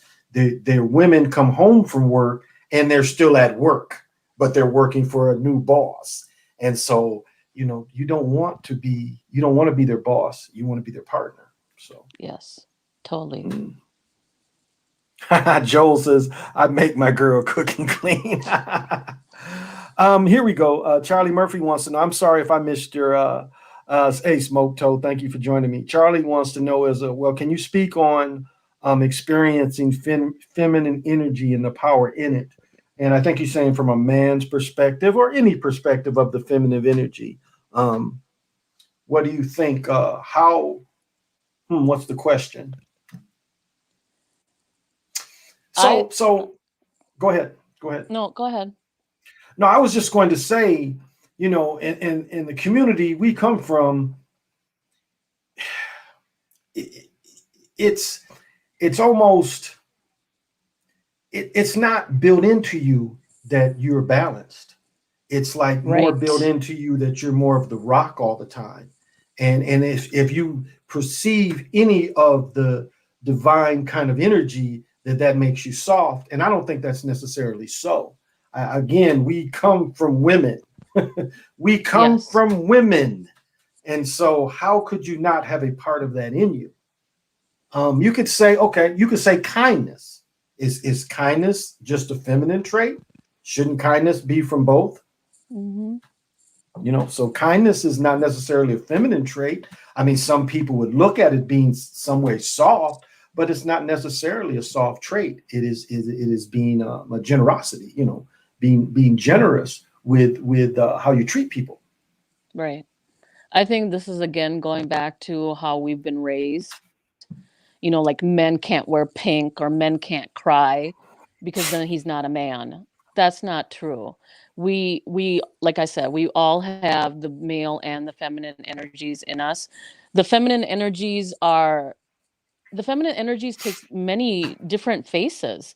It's not only about being shy or delicate or motherly. I mean, if you hear the story of Lord Shiva and or you hear the story of Kali Ma, I mean, she destroyed men that were in her life, because he made her mad.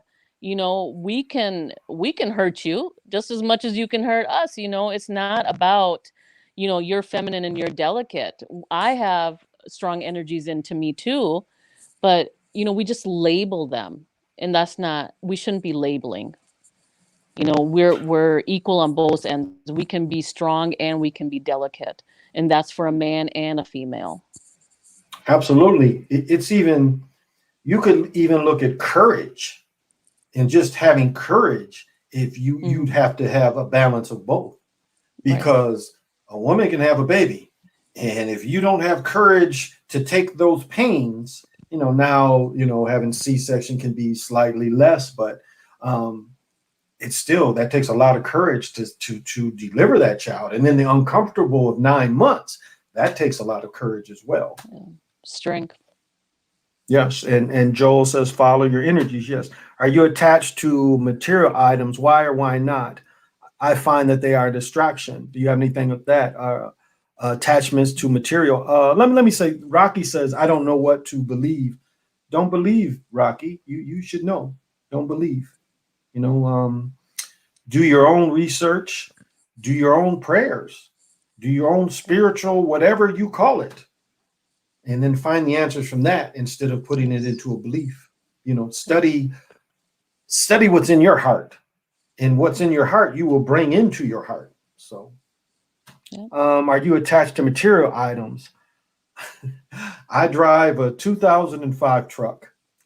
I don't have rims on it. I probably need a better system, but again, that is not that big a deal to me. Um, During the 80s, yes, materialism was everything. Again, I talk about wearing the Anunnaki gold and having the cars, but how long does that last? That doesn't last you a lifetime. How long does that stay in style? Again, styles don't last a lifetime. And so here's a perfect example. A S-Class Mercedes from 2000 was one of the worst cars ever made. But if you're in the hood driving it around in 2000, you would think that you are balling. But come to find out, it is one of the worst cars ever made, and that car would be in the shop more than you could drive it around. So here you are, and I've said that before. It's people that would have cars better than their houses. People would buy a car, and the car would look nicer and cost more than the house. So it's so now you look at that kind of car, and it's a piece of crap. So it's you have to look at it in context and times. So anything you want to I add to that? Yeah, I do. Okay. I think if you feel the energies now on the planet, you will see that people are moving away from materialism and they're moving towards more of experiences. Mm-hmm. So even when I was listening to that mantra, like I said before, and I was moving up on my path, material things didn't matter anymore because that's not what I'm taking with me. That's not what my soul is taking with me. My Mm-hmm. soul is going to take with it how I was with people and how people were with me, the experiences, how I served others, how I loved others, right? And Mm-hmm. I think that's what people are moving towards. The materialistic stuff does not make you happy.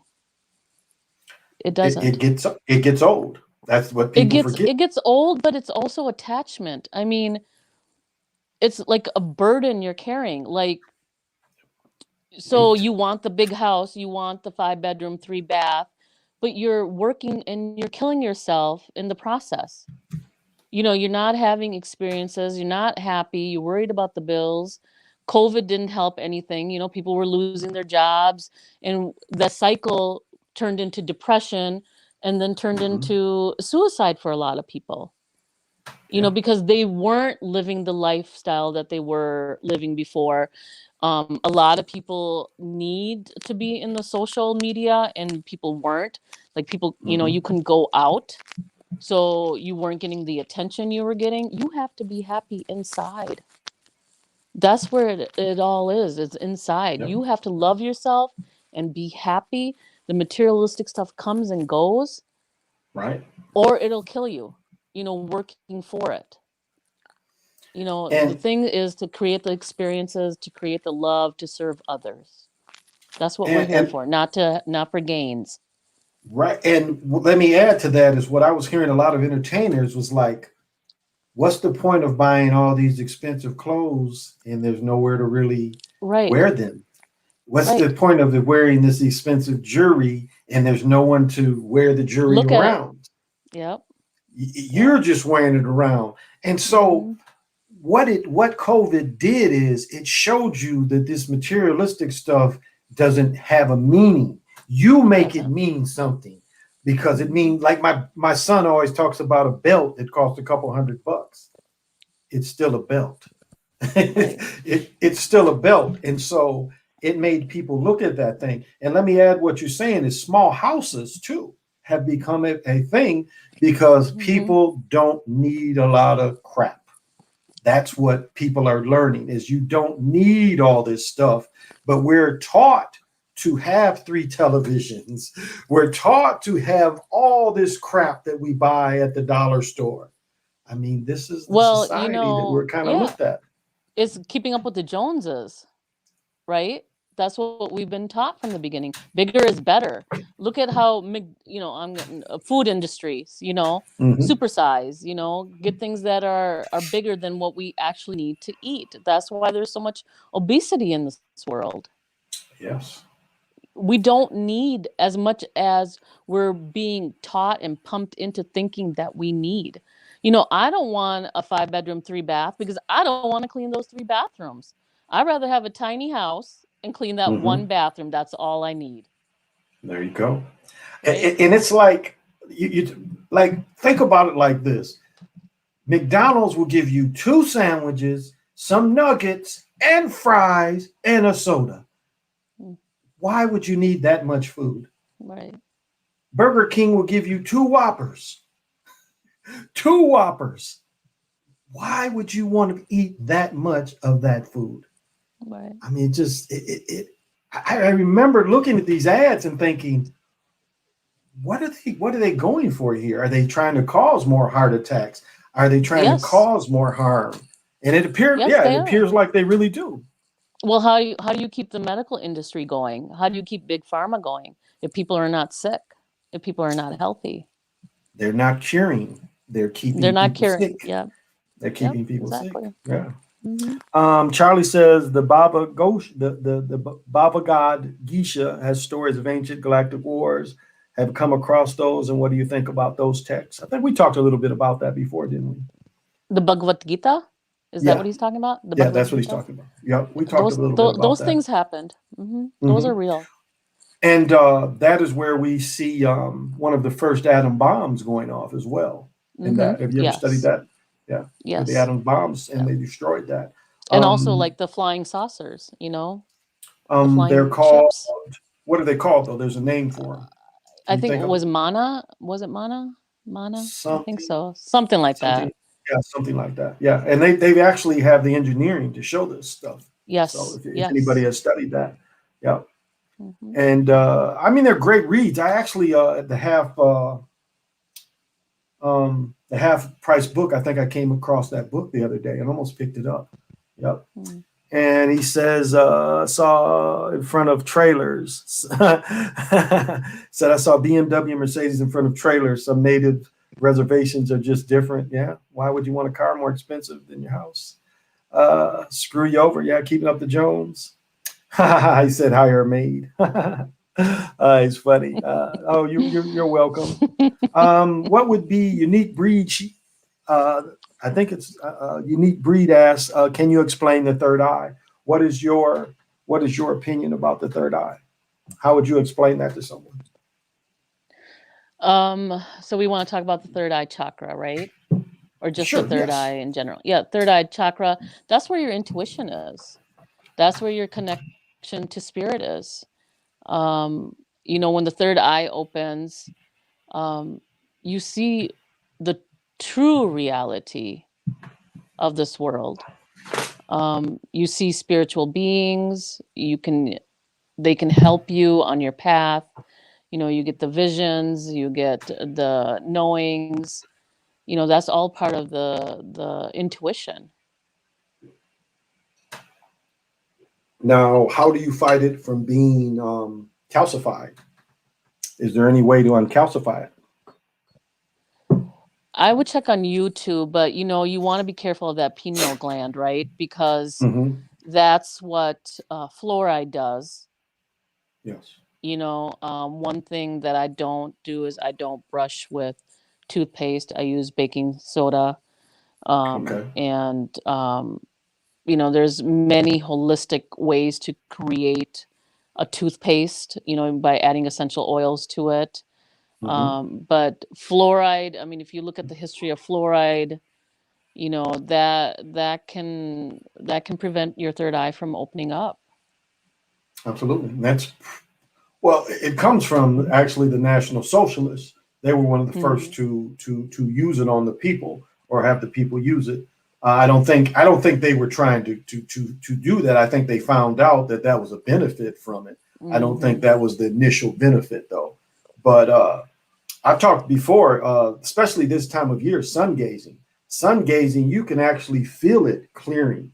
Because what happens is you I would just even say close your eyes, say a 5 o'clock sun, and you just close your eyes and you'll start seeing like little light dots kind of coming here. And you'll Mm. kind of see like little flashes.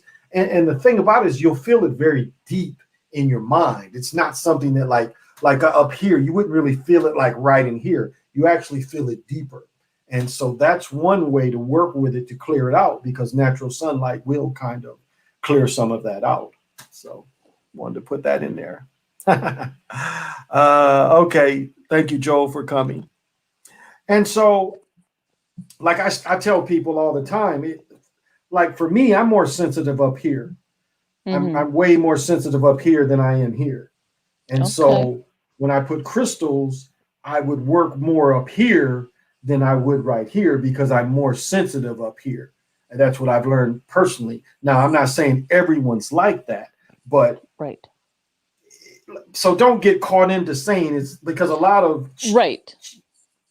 I was just gonna say You a want to lot of be in this chance. general area. This is where you Right. want to be. Yeah, Right. everybody's going to Right. be different again. Whatever That's fits it. you. Yes. Yeah. And so work, and I mean it's really simple as if you're in the sun, just start tapping yourself. Start tapping and feeling where that's coming from. Or even if you close your eyes, kind of see if you can stimulate something through there. And then that might be a way to open that up. So it's There not the same there's for anybody. there's great guided meditations on YouTube to help you with that, to open There up you the third go. eye chakra. Yeah. There you go. There you go. Sometimes people have a sensation here too, just like a Hmm. tingling sensation when it starts to open. I Yep. know when I used to meditate, I would see an eye, Hmm. and that eye would slowly open up, and that's when I knew that my third eye was opening up. Well, what I experienced, let me see if I can find the stone. Maybe not. It's not right here. But anyway, so have you experienced the light that turns on back here? Have you ever experienced that? No. Yeah? No? No? Because you get two lights. One light to turn on here, another light to turn on here. And then, like you said, you saw the eye, and then you'll see it's like you almost have three lights that kind of floodlights almost that kind of go, and you'll see because like you were saying, sometimes your third eye will, it's like you're looking at the sun, but in your mind. And like you said, you saw the big eyebrow or you saw the big eyelid, your third eye will come out and it will guide you. But yeah, you'll get a, like, see that if you can see the little light back here. You can never turn and see it, but it's like a little light will turn on. I bought a crystal for my daughter, and I have the other one. I just don't see it. It's tremolite, I believe is how you say it. And I was holding it. It was a day of a full moon, and I had my eyes closed, and all of a sudden, this just light just turns on back here. And so I was like, okay. So it's creating light in the darkness. So it's never really truly dark. Right. Well, I've kept you for a long time. Is there anything else that you'd like to add? No, it was nice being on your show. Well, I appreciate it, and I I hope we were behaved. able to help some of your viewers. Yes, yes, yes. And so, do you have any information to put out there if someone wanted to work with you, or are you not taking anyone? How do you feel, or do you want to? Sure, Would you they like can to go? reach me. They can reach me through my Gmail, which is the number Okay, 1divineness at gmail.com. okay, and I'll put that in. I'll Okay. put that in. And so, thank you very much, and you'll Yeah. be hearing from me soon. All right. Take care. Good night. Good night. Well, thank you. I appreciate her very much. Oh, she just left. I'm sorry. I don't feel pain. I might be able to answer your question. I have another question. Get mad uh, when she said you saw red, she would black out and she didn't feel pain. I have the same thing when I get mad. Yeah, that's like you really do see red, but red will bring tunnel vision, Jeffrey, because you'll get so mad, and this fear will bring that same red on again. Fear will bring on red too, and because what happens is you right now you have all this, and what happens is you get so mad or so fearful, the shit literally closes like this, and you get tunnel vision, and so that's a real thing. Fear will bring that, but anger can bring that as well. You'll get so angry that you only see where your anger is directed. And you see where fear works the same way. You only see where all that is directed. So the thing is to recognize that feeling, to recognize that fear is overtaking you, anger is overtaking you. Recognize that. And remember, it's okay to feel. It's okay to feel anger. It's okay to feel fear, but you can't let it take over. You can't let it take over. So you don't want to you want to keep you without that taking over you. You don't want any emotion to take over you. So and So in essence, we should not allow gatekeepers to aim at our pineal gland just to take our temperature. It's damaging. Mm. That's interesting. It's interesting. I would like to hear the context of the gatekeepers, but I kind of think I understand your question.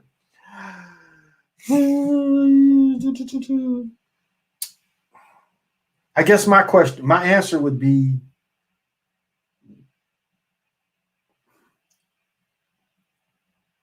would you need the gatekeepers? I guess that would be my answer. It's like, why would you need the gatekeepers? And so, and to take your temperature means you're interacting with the gatekeepers, and they may just want something to see where you're at. So don't show all your cards would be my way of answering that. So it could be damaging, but don't show your hand. That would be my thing, is to keep them back or keep them in their place. If you know there are gatekeepers, keep them there. So you can pretend like you're letting them in, but remember they are gatekeepers, so keep them there. You don't have to let them in. You can remember, you can talk to a person behind a fence. They don't have to be right next to you to talk to them. You can talk to them and keep them behind the fence. Remember that. You don't have to let them in.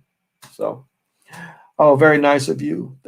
Very nice words, everyone. Feel like I learned from every show. Well, thank you, Read My Soul. I just bought a Shugite bracelet. Oh, okay. See how it makes you feel? Yeah, see how it makes you feel? Very nice. Very nice. Well, thank you, 17 Clipper.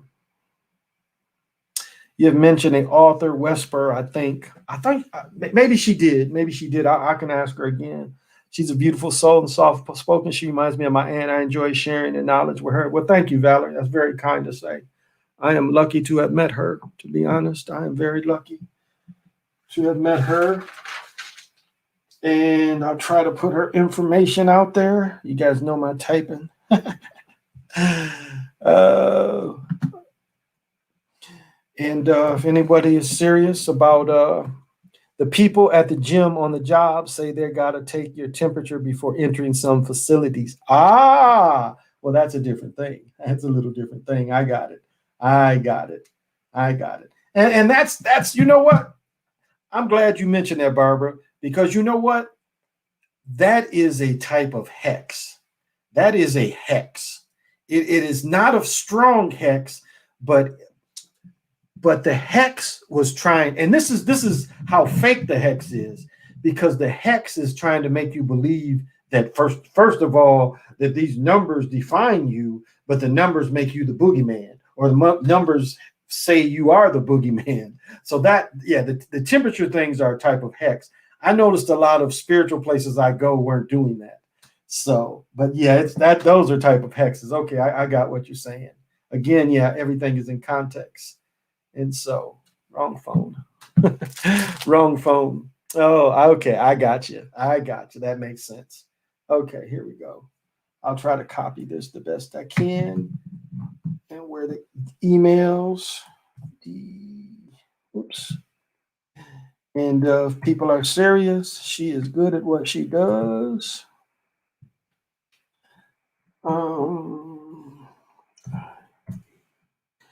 So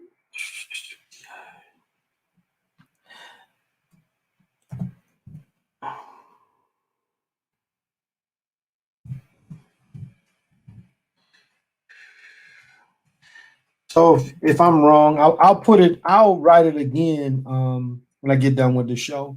I'll write it again. And so you'll see it in the notes. You'll see it in the notes. So to make sure if anyone needs to get in touch with it. And they are aggressive with it too. I understand, because it gives them a power that they didn't have before. You know, that's a power. Like I noticed that when I was looking at Amazon. That's a job at Amazon now. That's a position at Amazon, the person that was taking temperatures. And again, that person had the right to, if you said 100 or your temperature was a little over, that person had the right to deny you work. And that gets to be a power.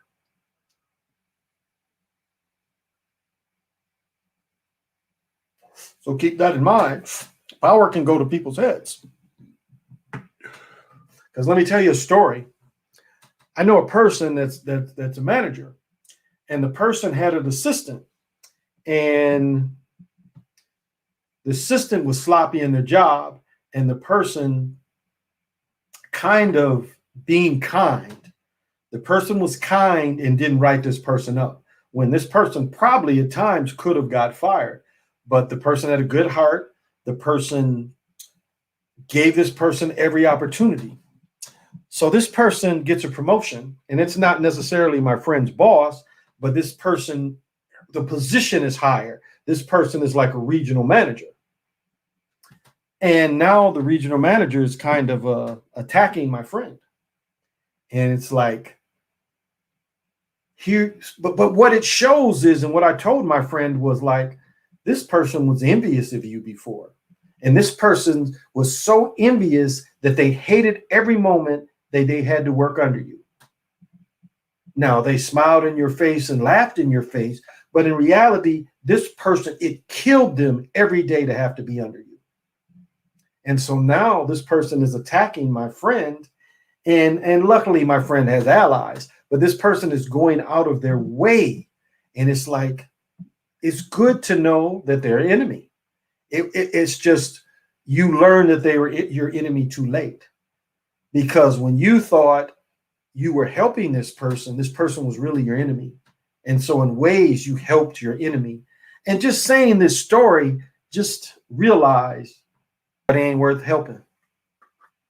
Make them prove they need to be helped. And if you see any chink in that,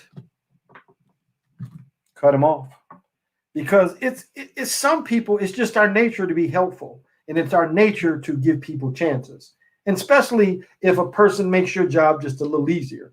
But I say, if the person doesn't deserve it, off with their head. Off with their head. I'd rather take temps instead of showing VAT cards or a negative test.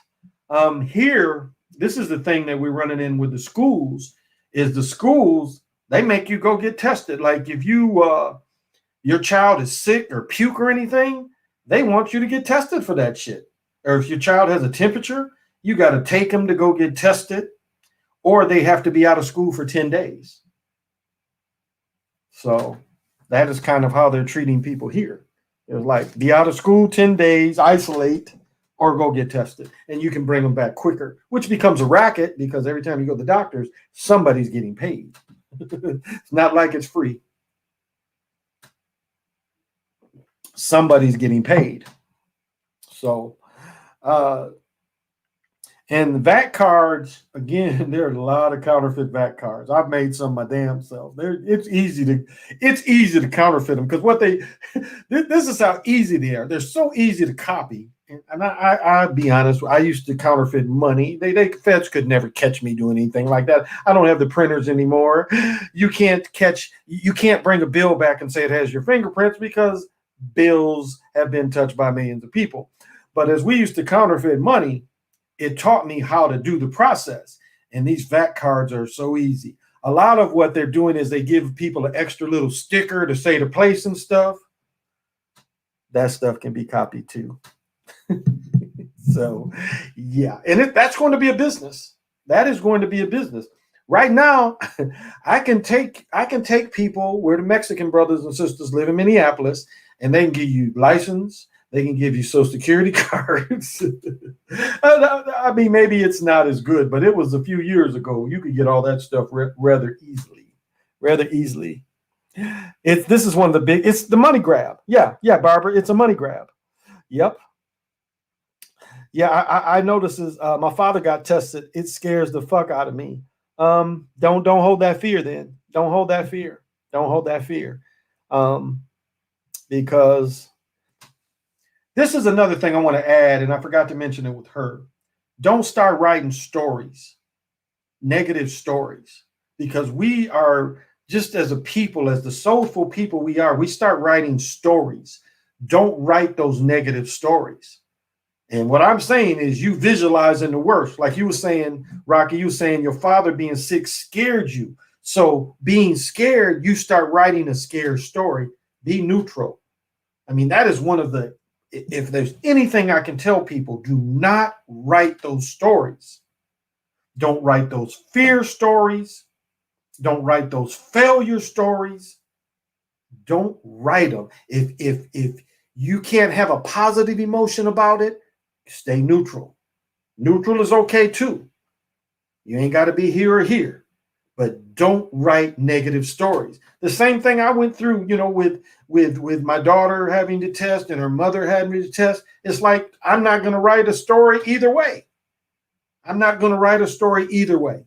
And don't write those stories. If you want to write a story, write a positive story. Write a positive story. But don't write those dang negative stories. Don't start, because you start creating that stuff. You actually start creating it. So don't write them. Let it play out. Let it play out. It's easy to copy people posting them like I'm a voting sticker. There you go, Read My Soul. That's how I found the other little sticker, because I just noticed that's what they tried to change. Because what they do is they try to show the location. It's a lot of different ways, but them stickers you can buy too. So yeah, it's stupid. Yeah, you can copy the vax cards very easy. So easy to copy. People post them up. Yep, it's illegal to mandate children to take the vaccine to attend school. Oh yeah, it is illegal. Because, but on the other hand, look at it like this. They've made it easier for you to educate at home.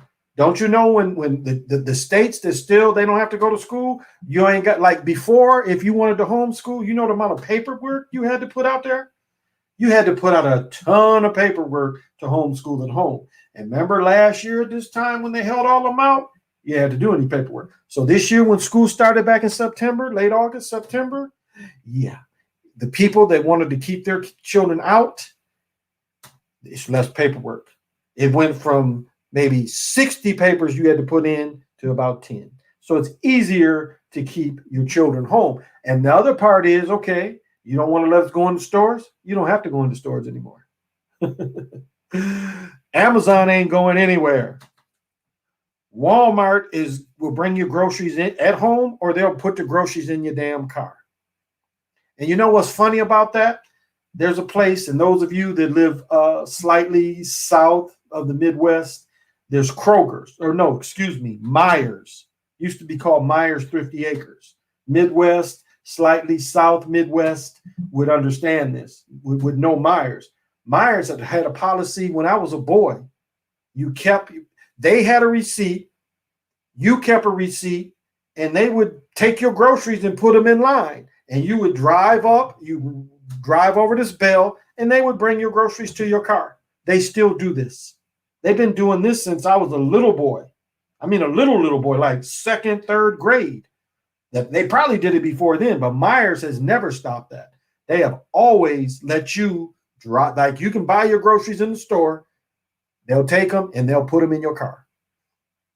Now, I don't know now if you can just order online. I know like Cub, we have Cubs up here, and people will shop for you now. And then you pull up, they'll dry the shit out, they'll roll the shit out to your car and put it in. So that's not going to work because that's already working. They want people in malls. These stores, enough pushback is going about these stores where they want people back in these stores. Movie theaters are starting to open up again. And the cool thing about it was movie theaters, you could rent a damn movie theater for $100. And you could have so many people in there. That's how desperate they were to keep those places open. Some of them went out of business, sad to say. But a lot of the movie theaters around this area are opening back up. So, Myers is here in Dayton. Yeah, PJ, Myers is here in Dayton. Yeah. Yep, food delivers like Shipments and DoorDash and many others. I am from Trotwood. Okay. Dayton, Ohio, Trotwood. Okay. Yeah. My cousin used to live in Dayton. He worked for I remember we went to a club down there one night. He worked for the bus station, the bus Greyhound. He worked for Greyhound. He transferred from Michigan to Dayton, and he lived down there. So we was always going down there. And I forget the club. It was one of the black clubs. I took a girl. I drove down there. It was about a good 4 or 5 hour trip from Michigan. It was a nice little piece. And we went to a couple clubs. I think we went to an Elks. We went to an old club at first. because him and his girl like got a room and they was into, doing whatever. And my friend and I was in this bar dancing, and there was another bar where it was a club, and we went. It was like it was packed. The place was packed. It was a nice place. I get to lying about cities. I wouldn't know cities or streets. I don't remember. It was so long ago. It was over 20 some years ago. But yeah, my cousin lived in Dayton. My man Lonnie Harris, if you know any Harrises, my man Lonnie was from Dayton. He was from Dayton. I'm gonna have a dude on from Detroit, and he talked about how he had dropped Lonnie off, but Lonnie was a Harris, and this guy cut his foot off. Lawnmowers didn't used to have that back piece, so lawnmowers in the '70s was just open in the back. So now you have lawnmowers like they got a piece in the back. Well, lawnmowers in the '70s didn't have that piece. '60s, '70s, they ain't had that piece. So it's easy to get your foot. Like if you got too close and it revved back and it cut part of his foot off. And this dude was still running 100 meters in world record time. I mean, this guy was the state sprinting champion out of Ohio in probably 76, 77, 75, 76 with half a toe. Played professional football with half a toe. I got to post this picture one time. I got to find this picture again because there's he played with the USFL Denver Gold, and they showed a picture in the newspaper of his half foot. And he used to also, like, he would wear Stacy's, and he'd have to put paper in the toe of one of his Stacy's. That was my man Count. He died of leukemia at 50. That was my man though. While I live in Virginia, a grocery store called Farm Fresh, I started back doing it to the car orders. Watson going through it 8. They're humiliating him. Yeah, I saw that strong discernment. Spunkies. You know what? I think that's it, PJ. Spunkies. Yeah. That was the club. It was like, I forget which way we were coming, but I remember it set, and you kind of had to, like, it was a fairly big driveway when you kind of had to drive like a little bit off the road. And I'm not saying, way, but I remember it was a pretty fairly big parking lot, and you had to kind of drive. Yeah, I think you're right. Spunkies. I think that's what it was called. But yep. Watson going through the humiliating ritual. Yeah, because again, why this came up a year or so ago. Why didn't they move through it then? So yeah, definitely. And he got all that money too. Remember, the first accusations came after he got all the money. The first accusation. The court count is about 12 now. Exactly. It's on Germantown. Okay. In Germantown, I'm trying to think of, was it the Elks we went into? Because we went to a club first, because my cousin was a fiend, him and his girl, and so they got some little room. And I remember the club we went to, like the hotel it wasn't part of it, but it was like right there. So, and they went in and did their thing, and we partied in that little club, and it seemed like it was the Elks or something. That's what they remind me of. And then we drove to Spunkies. That's the name. We drove over there. I'm from the area too, Jefferson Township. Okay. How do I contact my guides? Well, the first thing you have to understand is why. Why do you need to contact your guides? So you have to understand that. Say, okay, I need this intention. So you're not just blindly looking for something. That is my point. You have to have some type of aim in your spiritualness. And so as you have an aim for your spiritualness, in which way do you need to be guided? Remember that. How do you want to be guided? What area of your spirituality do you want to be guided in? So you have to kind of come up with those type of questions so the right energy comes in. So just sit down and say, okay, what spiritually, and it doesn't have to be totally spiritually. It's like, what in my life could I need this extra spiritual help? And because again, guides can be ancestors as well. And it's not necessarily necromancy, excuse me. So, and see, you can call upon family as well. It's like if it's a thing that only somebody in your family could deal with, you could be like, call on to some of your family to help you. Or if you had a person in your family that has passed that could help you, whatever issue you're facing. So you really have to put it in context of what you need to do in your spirituality. And so it doesn't have to be, start small. Start small. Just ask a few little things. Like she was saying, is you'll get like one thing about crystals is crystals will say hello to you, and there'll be little little shoots, little figures as you close your eyes, and so all these kind of things can be achieved and seen. So, but know your aim. That's what I'm saying. I'm a Hampton pirate. We used to beat up on A&T. Not when I was there. Y'all wouldn't even play. That's right. Hampton went into the MEAC, didn't he? Yeah, Hampton. We would have never played y'all when I went to school. I think you guys were still in the NAIA at the time. I don't think you had crossed in to Division II yet. But I noticed my boy went there. Tony Scott played hooped at Hampton. Again, Tony's only 2 years younger than me, but Tony went to Hampton. So yeah, I had some partners down there. Tony hooped down there, Tony Scott. But yeah, Hampton was in the MEAC. I don't think they're in the MEAC anymore though. But not when I was there. Am I a Vikings fan? I am a fan of cheap jerseys and cheap hats. That's what I'm a fan of. 5 botanists are doing blood draws by going to the clients, rich people's home. The clients are so thankful, giving tips, cash or gift cards. Wow, I never heard of that. Are doing blood draws. Wow. That is interesting, Barbara. I have to look into that. Wow, let me write that down. I have to look into that. Interesting. It's got to be, that sounds kind of sinister. Where'd that pin go? Oh, here it is.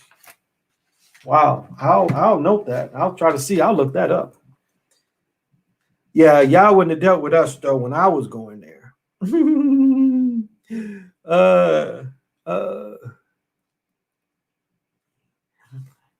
I couldn't spell the shit and make sure I'm spelling the shit right. Okay.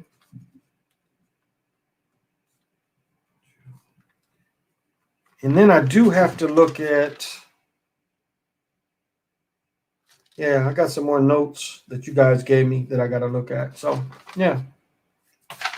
I just get so busy during the days. My daughter's, and that's what she does 10 hours a day. Wow.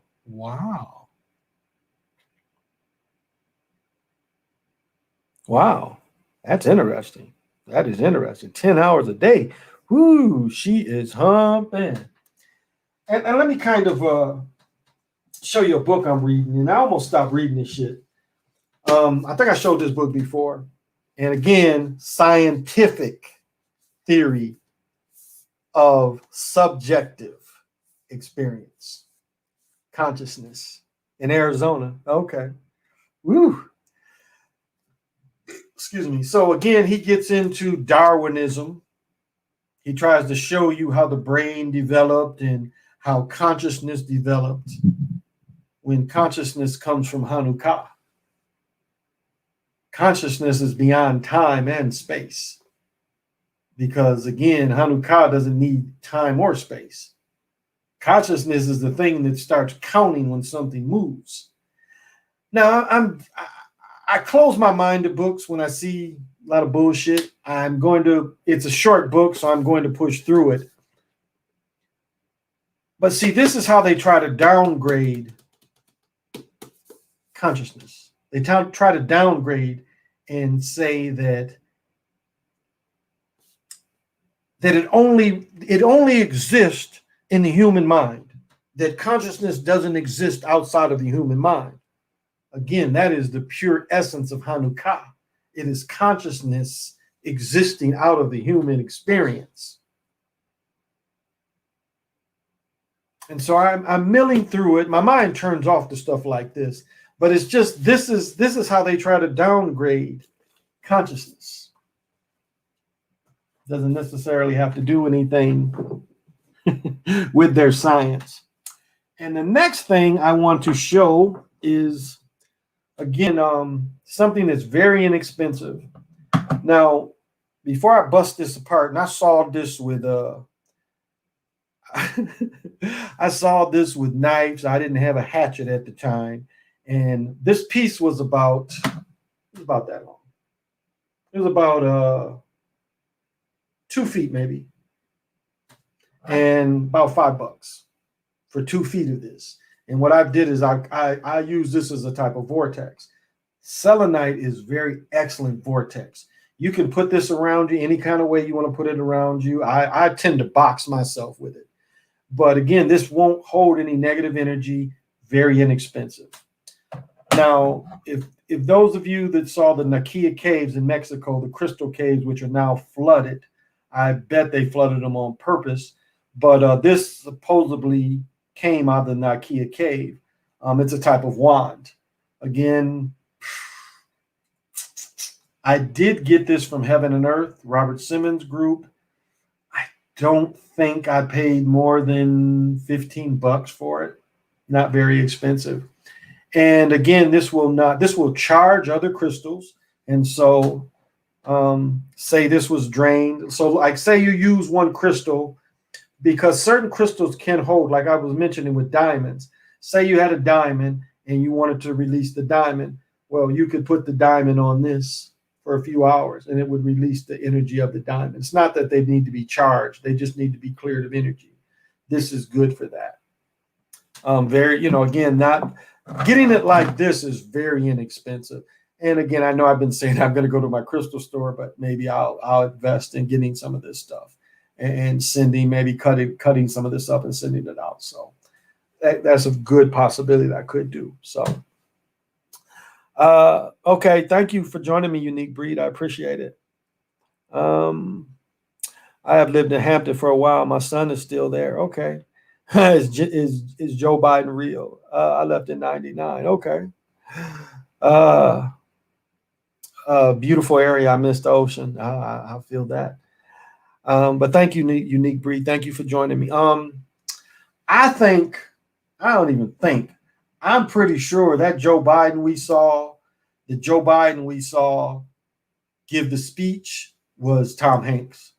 I'm pretty sure that. I was even anticipating that. And I did my own research and I looked at Tom Hanks' mannerisms and I looked at old Joe Biden's mannerisms, his mannerisms when he was younger.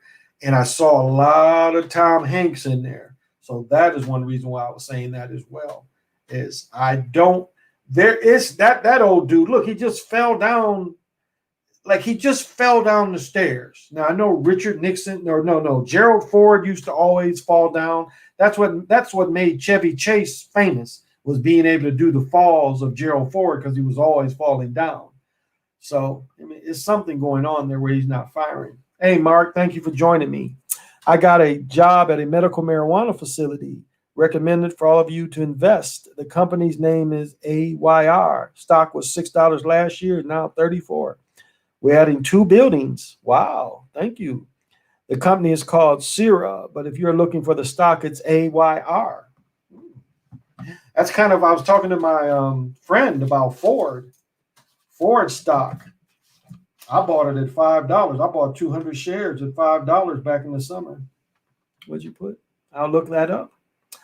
AYR. Seems like I caught some of that too. I'll look that up. And Mark, I got to watch the game this morning. I have Fox Sports North, and they showed the game this morning. They just got done playing them. I think they lost tonight. I think Phoenix beat them tonight, but I watched the game from last night. And he shot a lot. Surprisingly, they played Cat and Edwards played well together. That was the best I've watched them play. They played pretty well together. He gave him a nice dish where Edwards kind of waited for Cat to come down court, and he kind of gave him a quick dish. So I was message retracted. Oh, okay. So yeah, I got the chance to watch the game. Right now, I'm 9-4 on my day, depending on the last game, who won that last game. I don't have Truth TV, so I don't know who won the last game. So, but I know somebody had asked about selenite, so this is a piece too. And it's interesting how wand works. Let me see, do I have any other wands? I don't think so. And it's really, man, it's a unique way that you have to work with this thing, because I guess chi is the best way I could kind of explain it to anybody. And so you really want to build up all the chi, because you have to really start from the bottom up when you're dealing with a wand. And so you really have to get the chi high in just, I'm, I don't know if saying in my hands is necessarily right, but just for reference, I'll say that because chi could actually be coming from here and not necessarily through my hands. But it's almost like when you light a firecracker. You want to ignite this in the bottom, and so you'd put the chi into this in the bottom, and then you'd want it to peak. And you know, this is the thing, is you would have to keep your intention with it so it would ride all the way up in the wand. And so it's really kind of a practice that you kind of work with if you want this to be a true wand for yourself. Now, you could get sparks. So if that's hard for you, you could get the wand to spark. Say you can't build up the proper energy, well, you might build up enough energy to make a spark. And that might be effective for what you wanted to use this for. So just thought I would bring that out. I was shocked when Ohio State lost. Yeah. Ain't gonna be special. Yeah, man, that same old story. They are catching those L's, but the chemistry is showing between the two. Yeah, I saw that today more than anything, that they really played well together. And Cat is a total sellout. Cat is like one of the most globetrotter acting players I've ever watched. And I've watched basketball for a long time, but he is the most globetrotter acting player that I've ever watched before. He is totally bought by these cats. And again, they screwed him out of what? How much money? Because he didn't make Jobert got mad because he didn't make the All-Star team and lost his bonus. Cat lost something like $20 million because he didn't make All-Pro, and they gave it to Jobert. Cat makes the All-Star team, but he doesn't make third team All-Pro. And I think he lost $32 million. I think he lost up to $32 million because Jobert cried. And so instead of giving that final position to Cat, they gave it to him and screwed him out a lot of money. Yeah, I was shocked. That killed. I mean, where's my brackets? Oh, I threw them over there. But yeah, I had Ohio State reaching the Final Four. But my other teams won. So, well, Illinois looked good. Illinois looked the best out of all the teams I watched today, I thought. They came out strong. They're going to be a problem. And the big fellas, because in the championship game, the big fellas wasn't dominant. Tonight, this afternoon, the big fellas was dominant. Both of them. They brought the other dude off the bench, and he was just as dominant. But watch how they run the offense they run. I love his offense because he puts his players in their best position for their strengths. I like that. I really like that. I like the coach's offense. I like the way he uses his players. And there was number one, and I can't think of his name. I know he's up for Player of the Year. There was a player that he reminds me of named D. Brown. And remember when D. Brown and what was the cat, the light-skinned cat from Illinois that played with D. Brown? Because D. Brown got drafted but broke his foot and his career never took off. But the cat that played in Utah all those years, he's a light-skinned brother, played in Utah all those years. Played 3 or 4 years in Utah, and then he bounced around the league. I can't think of his name. But that number one reminds me of a bigger D. Brown, kind of some of the same skill set. Yep. But yeah, I was hurt, Valerie. I was hurt. That killed my bracket because that was one of my Final Four. But it reminds me of a few years ago where I had the same thing happen to me, and my other 3 teams made it. And I think the last time with Trey won it, with Duke winning. I think that same thing happened to me. It was like that whole bracket got killed, but my other 3 teams made it, and then Duke ended up winning it, which I had bet on Duke to win it all. So I wouldn't be surprised if that happens again. But this is what they were showing. The announcers was telling you that one of the top teams was going to get knocked off.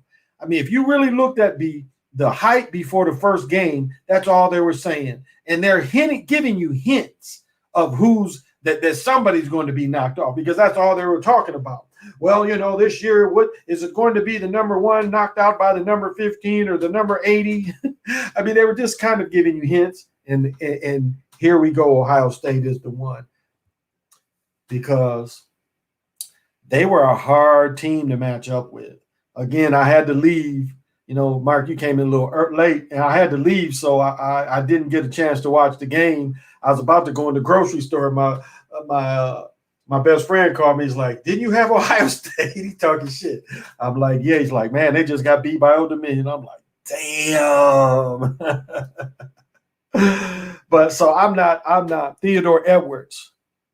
Oh, that's his name, Edwards. Yeah, Theodore Edwards. I think you're right.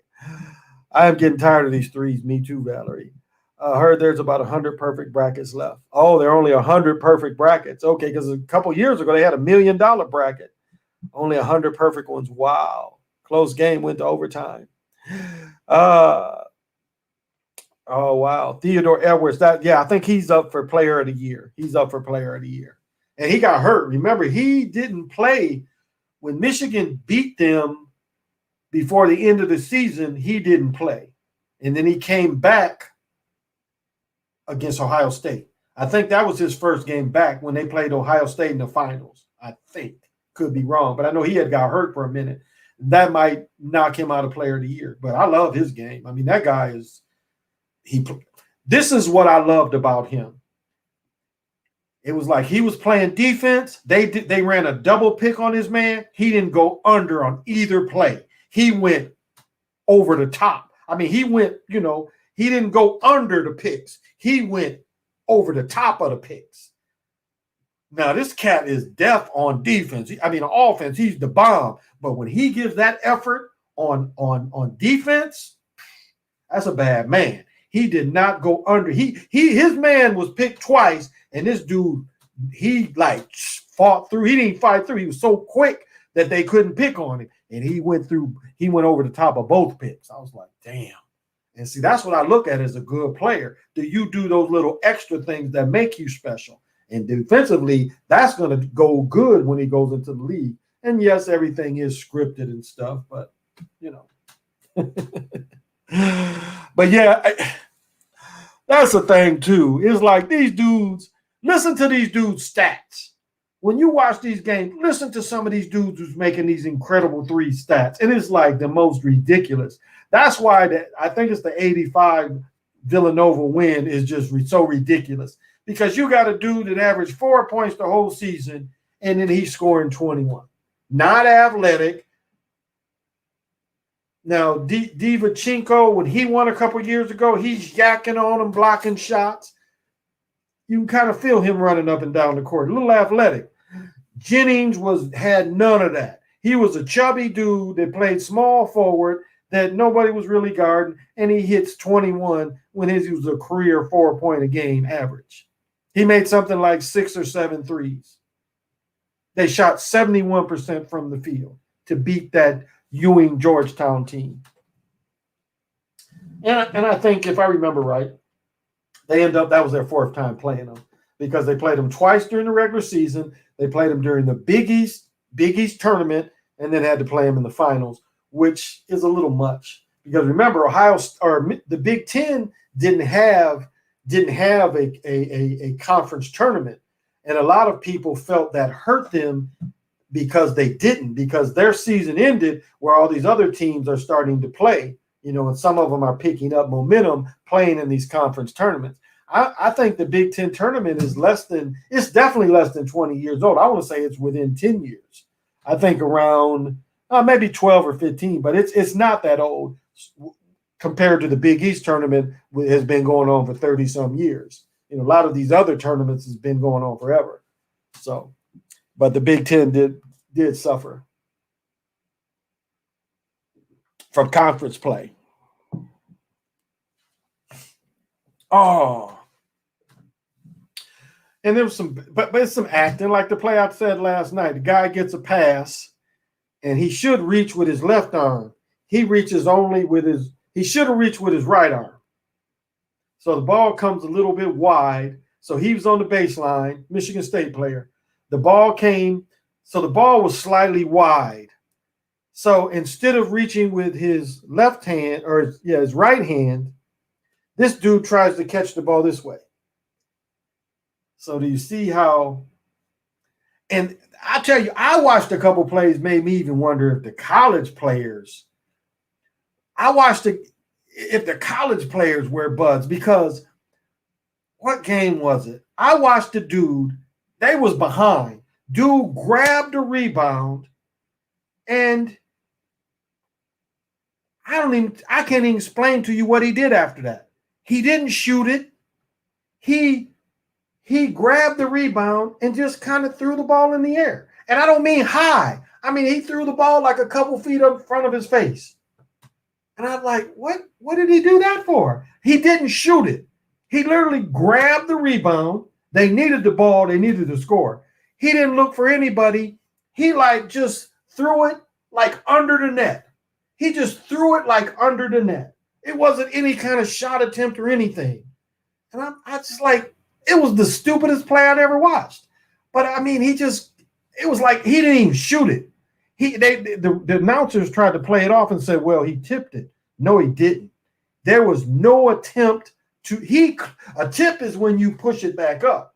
There was no tip or nothing. No tip or nothing. I wanted to show this picture. Let me see if I can find this shit to show you fun and games with people. Here we go. Just to show you fun and games. You see that right there?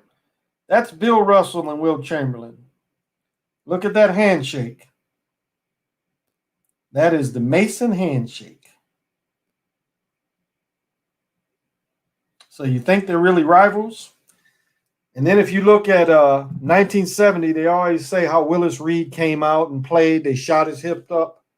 But before the game, you see them. There's another Mason handshake where you take both hands. So you shake a person with both hands. Like you shake kind of each person's elbows or wrist, excuse me. He does that with maybe Walt Frazier. I think he did it with Walt Frazier before the game. And it's like, I had never caught that before. I've watched that game a lot, or the replay, as much as replay they show, but it was like another messianic gesture. Then I came across this and I'm like, look at this here.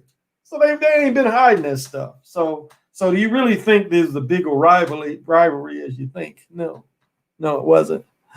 Yeah, they're sellouts. There you go, Valerie. They are sellouts. Yep. The Lions grip. There you go, Charlie. The Lions grip. Yes. And I never caught that, but I was watching a replay of it, and I saw that before the game, because the game before, without Willis Reed, he annihilates. Wilt scores like 44, 48 points, something like that. Might have been the 42 Shaman points, but he annihilated Dave DeBusschere. Then the game starts. He doesn't guard or injured Willis Reed, when all you had to do was bump into him and knock him back down. He's going back in the locker room. No, he lets him shoot 2 shots.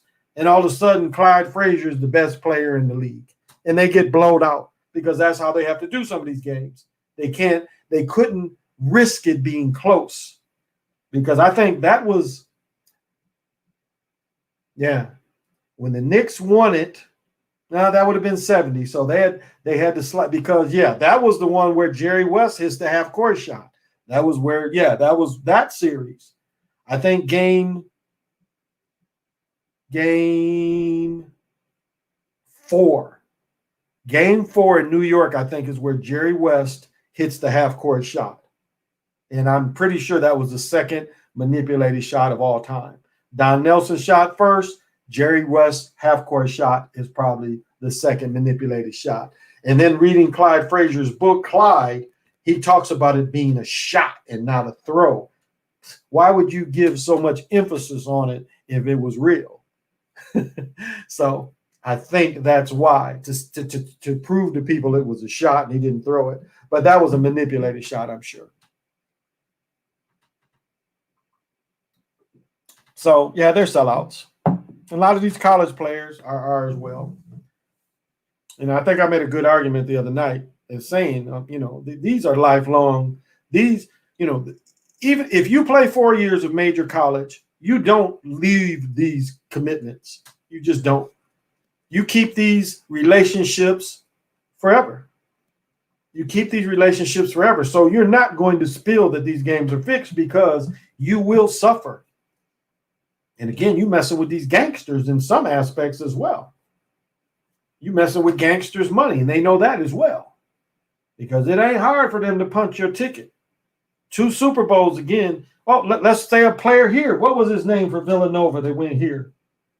Oh, I'd have to look his name up. There was a player. Well, let's talk about let's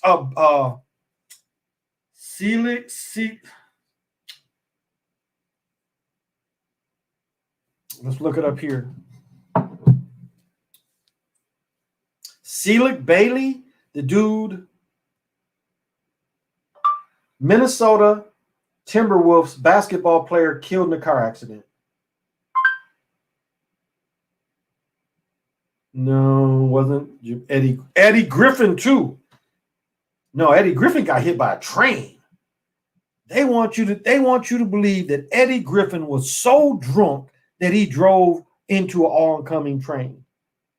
Malik Sealy. Sealy is the dude I'm looking for. Sealy apparently in a Land Rover. I had a Land Rover. Drove a car, hit him like 169 would be north of me. Well, actually, it would be west of me, and then it goes north and south. And he was driving on 169, and a car hit him head on. A car apparently turned on the wrong direction and hit him head on. So Sealy was going south, a car, which the traffic is only going north and south. So his side, all the cars should have been going south. He got hit by a car that was traveling north, killed him. Eddie Griffin drove on a damn train track. They want you to say that, to believe that he was that drunk that he drove in front of a freaking train. Eddie Griffin, yeah, Malik Sealy, yep. You think it could have been a KG sacrifice? Might have been.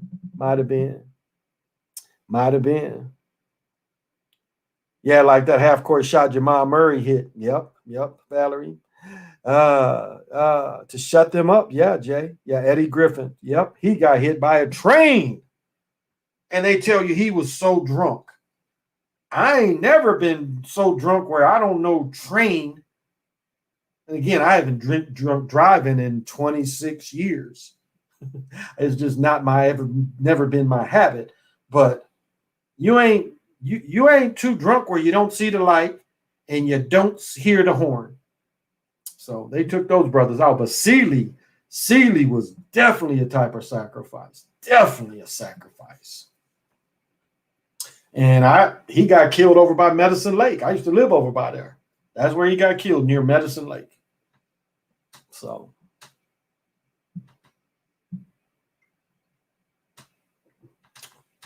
But so, when you hear these stories, these players take notice. Like people say, Larry Johnson. What has Larry Johnson really told people?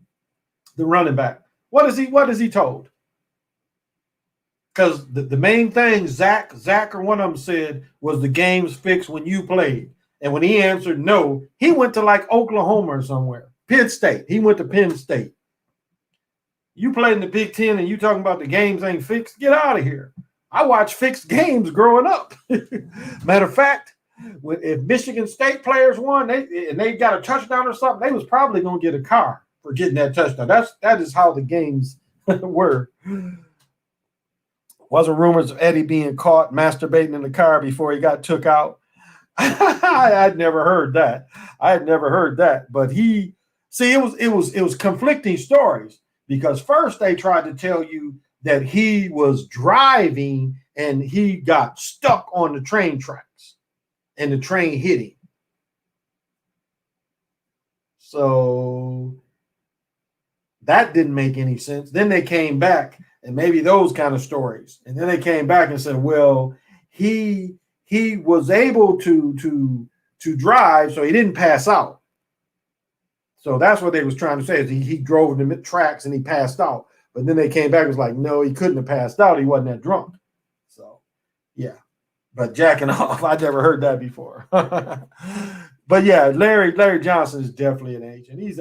But that's what they want to do. They want to make you think he's from the truth community. Again, I'm part of the research community. Truth is not always relevant because truth stands alone. And that's why I say it's not relevant, because it stands alone. You don't need to quantify truth. Because like I say, sometimes I'll be like, honestly, and answer a question. I'm quantifying.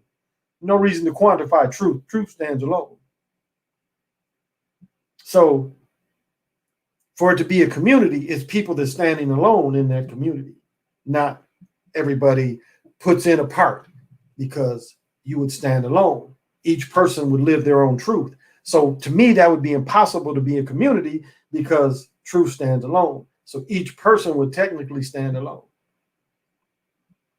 And we know that the Indians took out the conscious community in New York.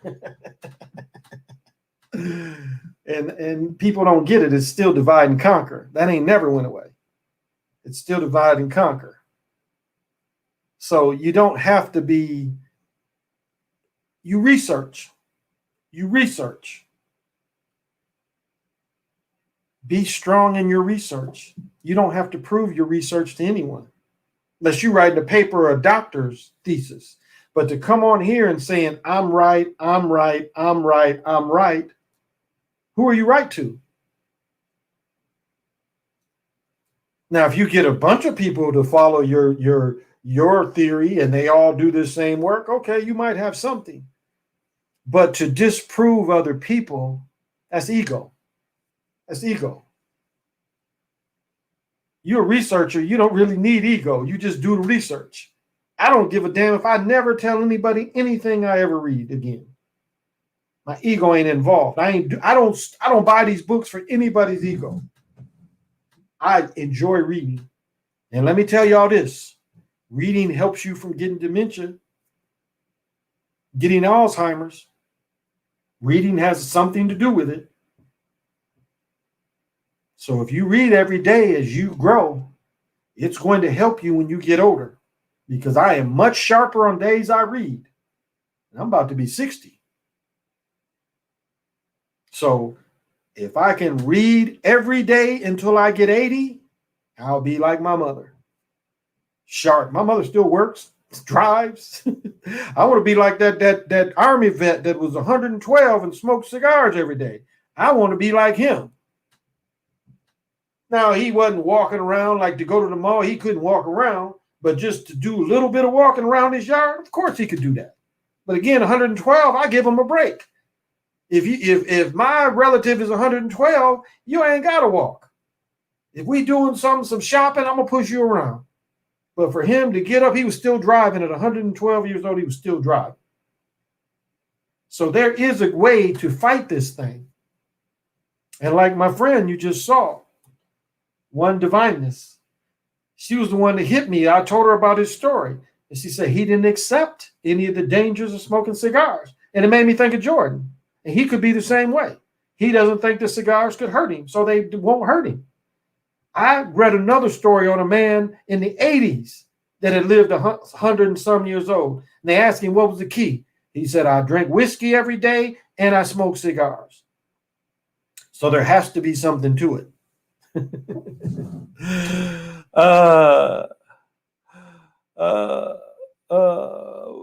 Larry Johnson, Jay-Z, unusual friendship.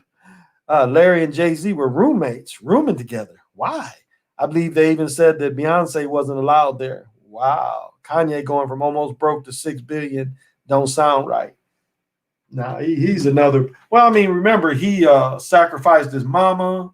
He sacrificed a few other people. He was in that cult with them witches. So, you know, what did you think about him?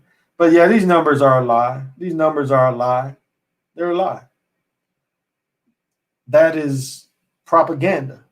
That is to make you idolize him even more, because that's the magic number now. because it used to be just being a millionaire. Now you got to say you're a billionaire.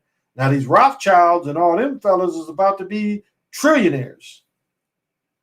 And then another 20 years is going to be gazillionaires. So do you see the numbers is just going to keep going to make you want, and make us feel little. Well, you can be like him. He didn't graduate from college. He dropped out of college, and look at him now. He designed some ugly goddamn clothes. I don't get the shoes. They ain't comfortable. They ain't spongy. I don't get the point of them. Other than saying like my son and his friends, other than saying that you got a pair. The flaunting them. But see, what I was saying is, this shit from last year show you the clothes ain't the same anymore. I mean, for a long time, you couldn't wear clothes around people, so there's no one to flaunt around. So your Jordans don't mean shit anymore. Kanye was 53 million in debt a few years ago. There you go. When I get stressed out and think something's is wrong, becomes wrong, your thoughts can heal or harm your mind. Choose wisely. That's what I was saying. Don't write them stories. Don't write the stories. Don't write the stories. Write positive stories. You want to write any story, write a positive story. And if it doesn't if it doesn't help positive or negative, stay neutral. Write a neutral story. If you have to write stories, write a neutral story. But don't lean don't lean any way if you don't have to, is my point. Hey, Sean, thank you for joining me. Thank you for joining me. So don't write those kind of stories. Yeah. It's a lot of be positive. And I mean, or neutral. Be positive or neutral. You don't have to lean one way or another. Just stay neutral. Keep the story neutral. But definitely don't make the story negative. Well, guys, I think I'm going to end it. Yes, I do. Okay, I do have a deeper kind of thing. So we're still going to go in the hallway, but it's only one step tonight. Only one step. So this one, pay attention, because it's only one step, and it's going to it's a way to try to show you how to get to a certain place. And those of you that don't want to, you don't have to. But those of you do, listen to this. Okay. So we're going to start in the same hallway. So basically just picture a hallway. But this time the hallway only has one door. The door is in front of us. So for those of you that like to follow, imagine that you just see a hallway. The door is in front of us. All right. So we're going to experience the hallway first. Okay, what the hell was that? This bus is going to be deep. Okay, the energies is moving. All right. What the hell was that? Okay. All right. They must not like me doing this. That shows me I'm on the right path. All right. Yeah, I must be. Okay. So imagine being in the hallway. Imagine being in the hallway. Again, experience the hallway. See that you are in a hallway. Experience the floors. Experience the walls. Look at the textures of the walls. Look at the textures of the ceiling. You're in a hallway. All right. There's a door in front of us. We're going to open the door. Physically see the door. Doesn't matter what it's made out of. You can push it open. You can turn a knob, however you want to go. We're going to go into this door. Now, this is going to take a lot of concentration because we're only talking about one experience and one event. But it's going to take you to dig deep, deep, deep into you. All right. So what I am going to, no, how do I put it? Give me a second to get the words right. Okay. So imagine being a small baby, a baby. I would dare say, let's put us being babies at 10 months old, 9, 10 months old. Now, what you want to concentrate on and what the magic question is tonight. How old were you? I'm sorry, we're not even going to put a number on how old you have to be because it doesn't matter.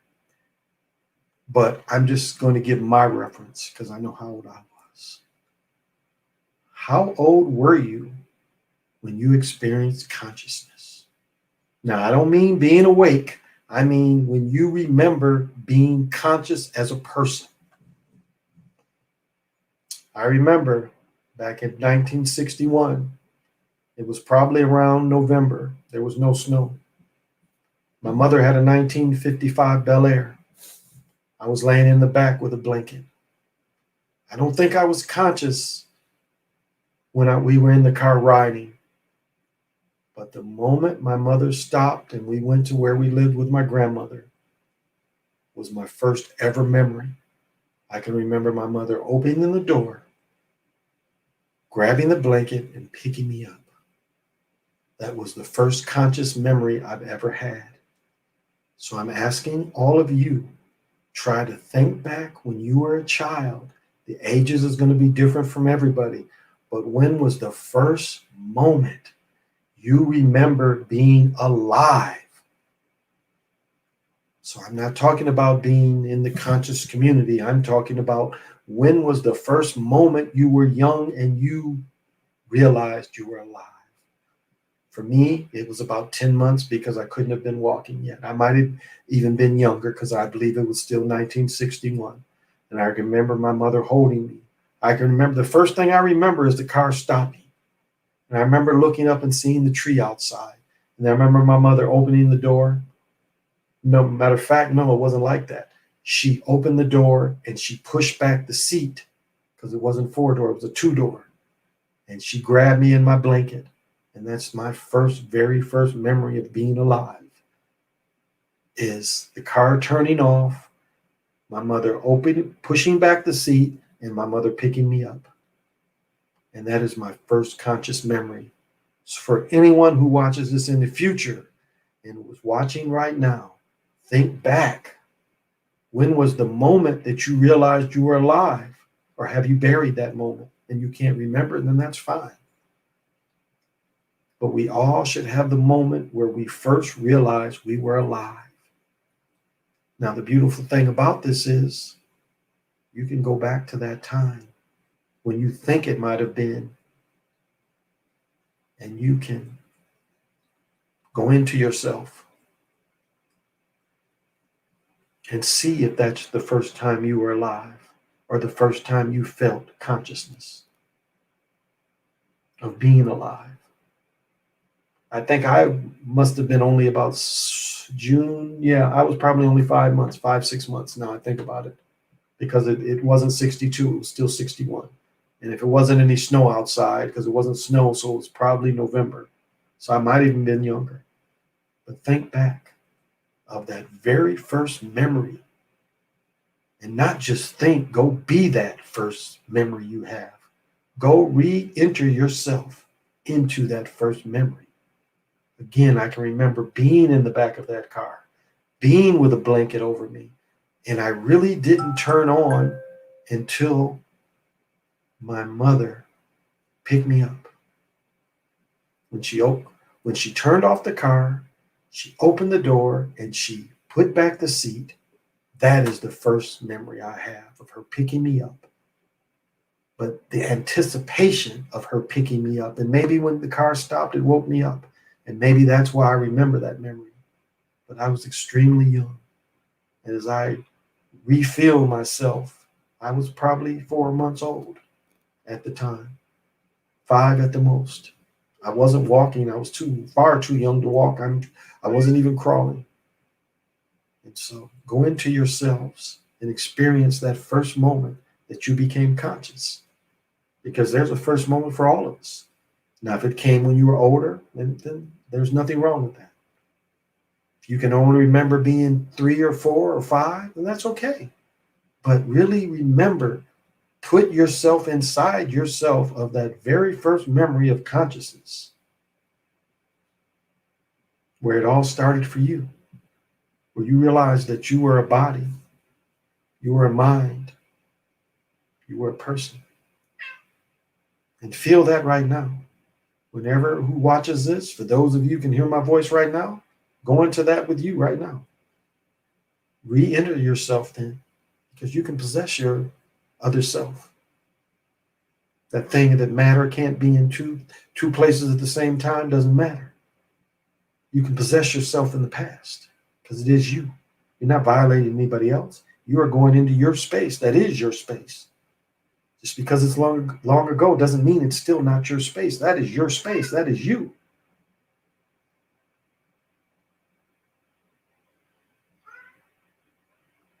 So think about what was around you. Possibly what were you wearing? What did you hear? I can still picture my mother's face being only 20, 21. 20. She wasn't even 21 yet. She was still 20. I can still picture her short hair. Can't remember what she dressed. Can't remember the color of the blankets. That's not coming in. Remember the color of the car. I can remember where the car parked in reference to where the house was. Because the house was on the right side. We had to go to the right side. There was a door. We went past the big tree. The dogs, where we chained the dog, was right there. And then we walked into the house. It was a tree. It was a door right there. We had to walk up a step, and then we walked into the house. So we parked on the left of the tree. I can remember that. She parked right in front of the tree. Picked me up, and we walked into the house. And that is my oldest memory. And that's what I'm asking each and every one of you that sees this now or in the future. Try to put yourself inside of you on your very first memory and touch that. Relive that. Be that.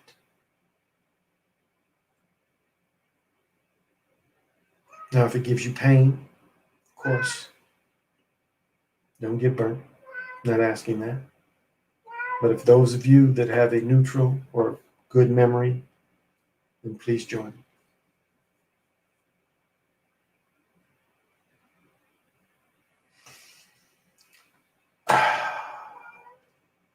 Okay.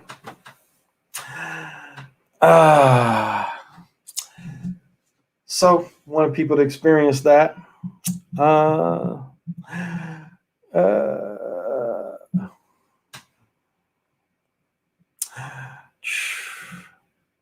Oh, keep going. I got a Sugar bracelet and this stuff works. I'm glad to hear that, Sean. It does. Oh, before I go off, let me give the divination. I'm sorry. And so we should be day 11. I guess that's how it ends, is day 11. Yeah. So we're at 13 platoons, 0 platoons, 8 tunes. We're at 6 uno. Yeah, I think so. 6 uno. 6 uno.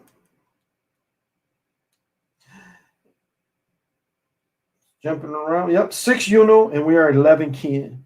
And 11 kin is 11 kin is Chin, monkey, artist, trickster, principle of intelligence, co-creator of the highest life. And Chin, this is the Mayan fractal. Those of you that would like the fractal.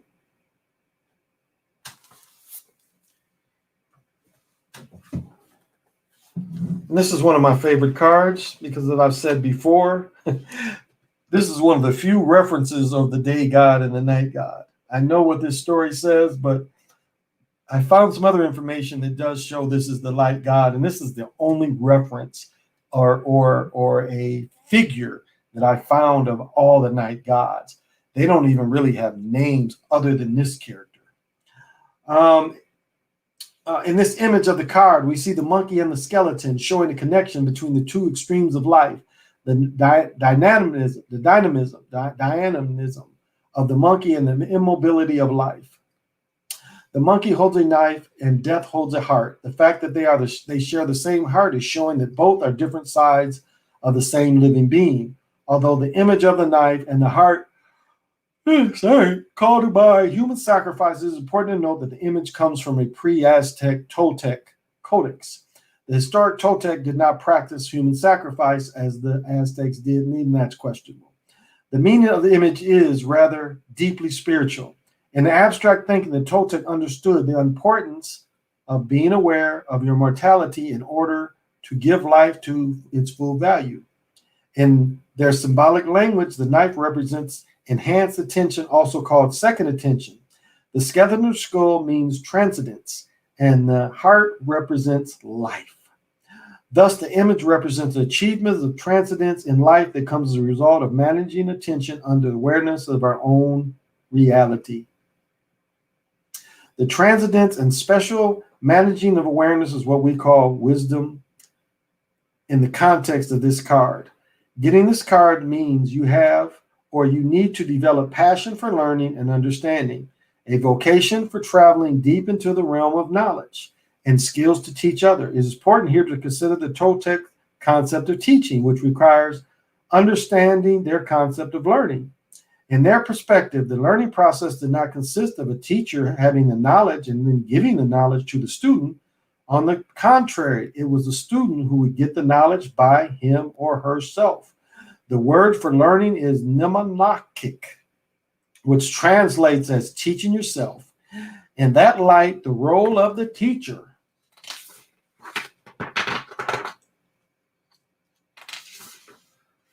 was not to represent him or herself as a source of knowledge, but to support the students in the process so they can teach themselves. The bottom line for the Toltec sage was that there is no other teacher than the Great Spirit, and the human teachers are just supporters of the great teacher. They help apprentices to teach themselves by connecting directly with the Spirit without intermediaries. This is the sharp contrast with the modern attitudes of teacher or spiritual leaders who put themselves in a higher place to be admired by their followers, who so often make profits out of their devotion. Because of this commitment to connect with the Great Spirit without distracting intermediaries, there is no such room for worshiping people in the Toltec tradition. When the teacher forges his or her connection with the sacred source of all knowledge, the soul dies, and the result is a living fraud who needs worship of others to believe in his and her life. So, let me see if there's any. Do I have a natural attraction for research?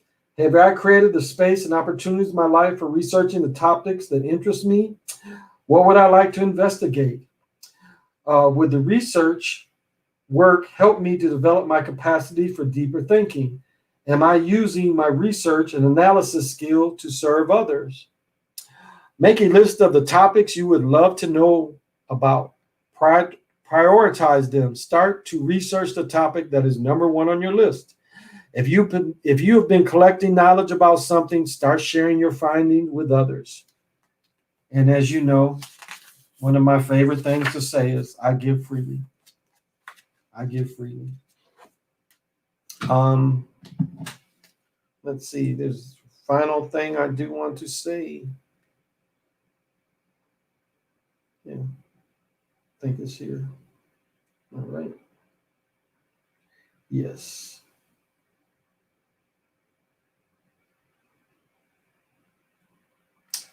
This not right. This is right. Not finding what I'm looking for.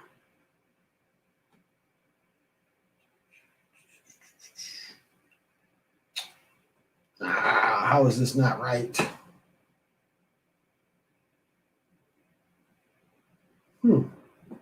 Right here. So Terrence Newby, thank you very much. Thank you for putting into the system. Thank you very much. I appreciate it. It helped, really helped. So thank you. Thank you, Terrence Newby. I appreciate it. So this has been the Chocolate Mountain Show. I've been your host. 8 Wind is timeless. And as I always finish with Eshan's poem, I'm not a New York rapper or a LA gangbanger. I'm just an old school Detroit crack slinger. Till we meet again, thank you, everyone.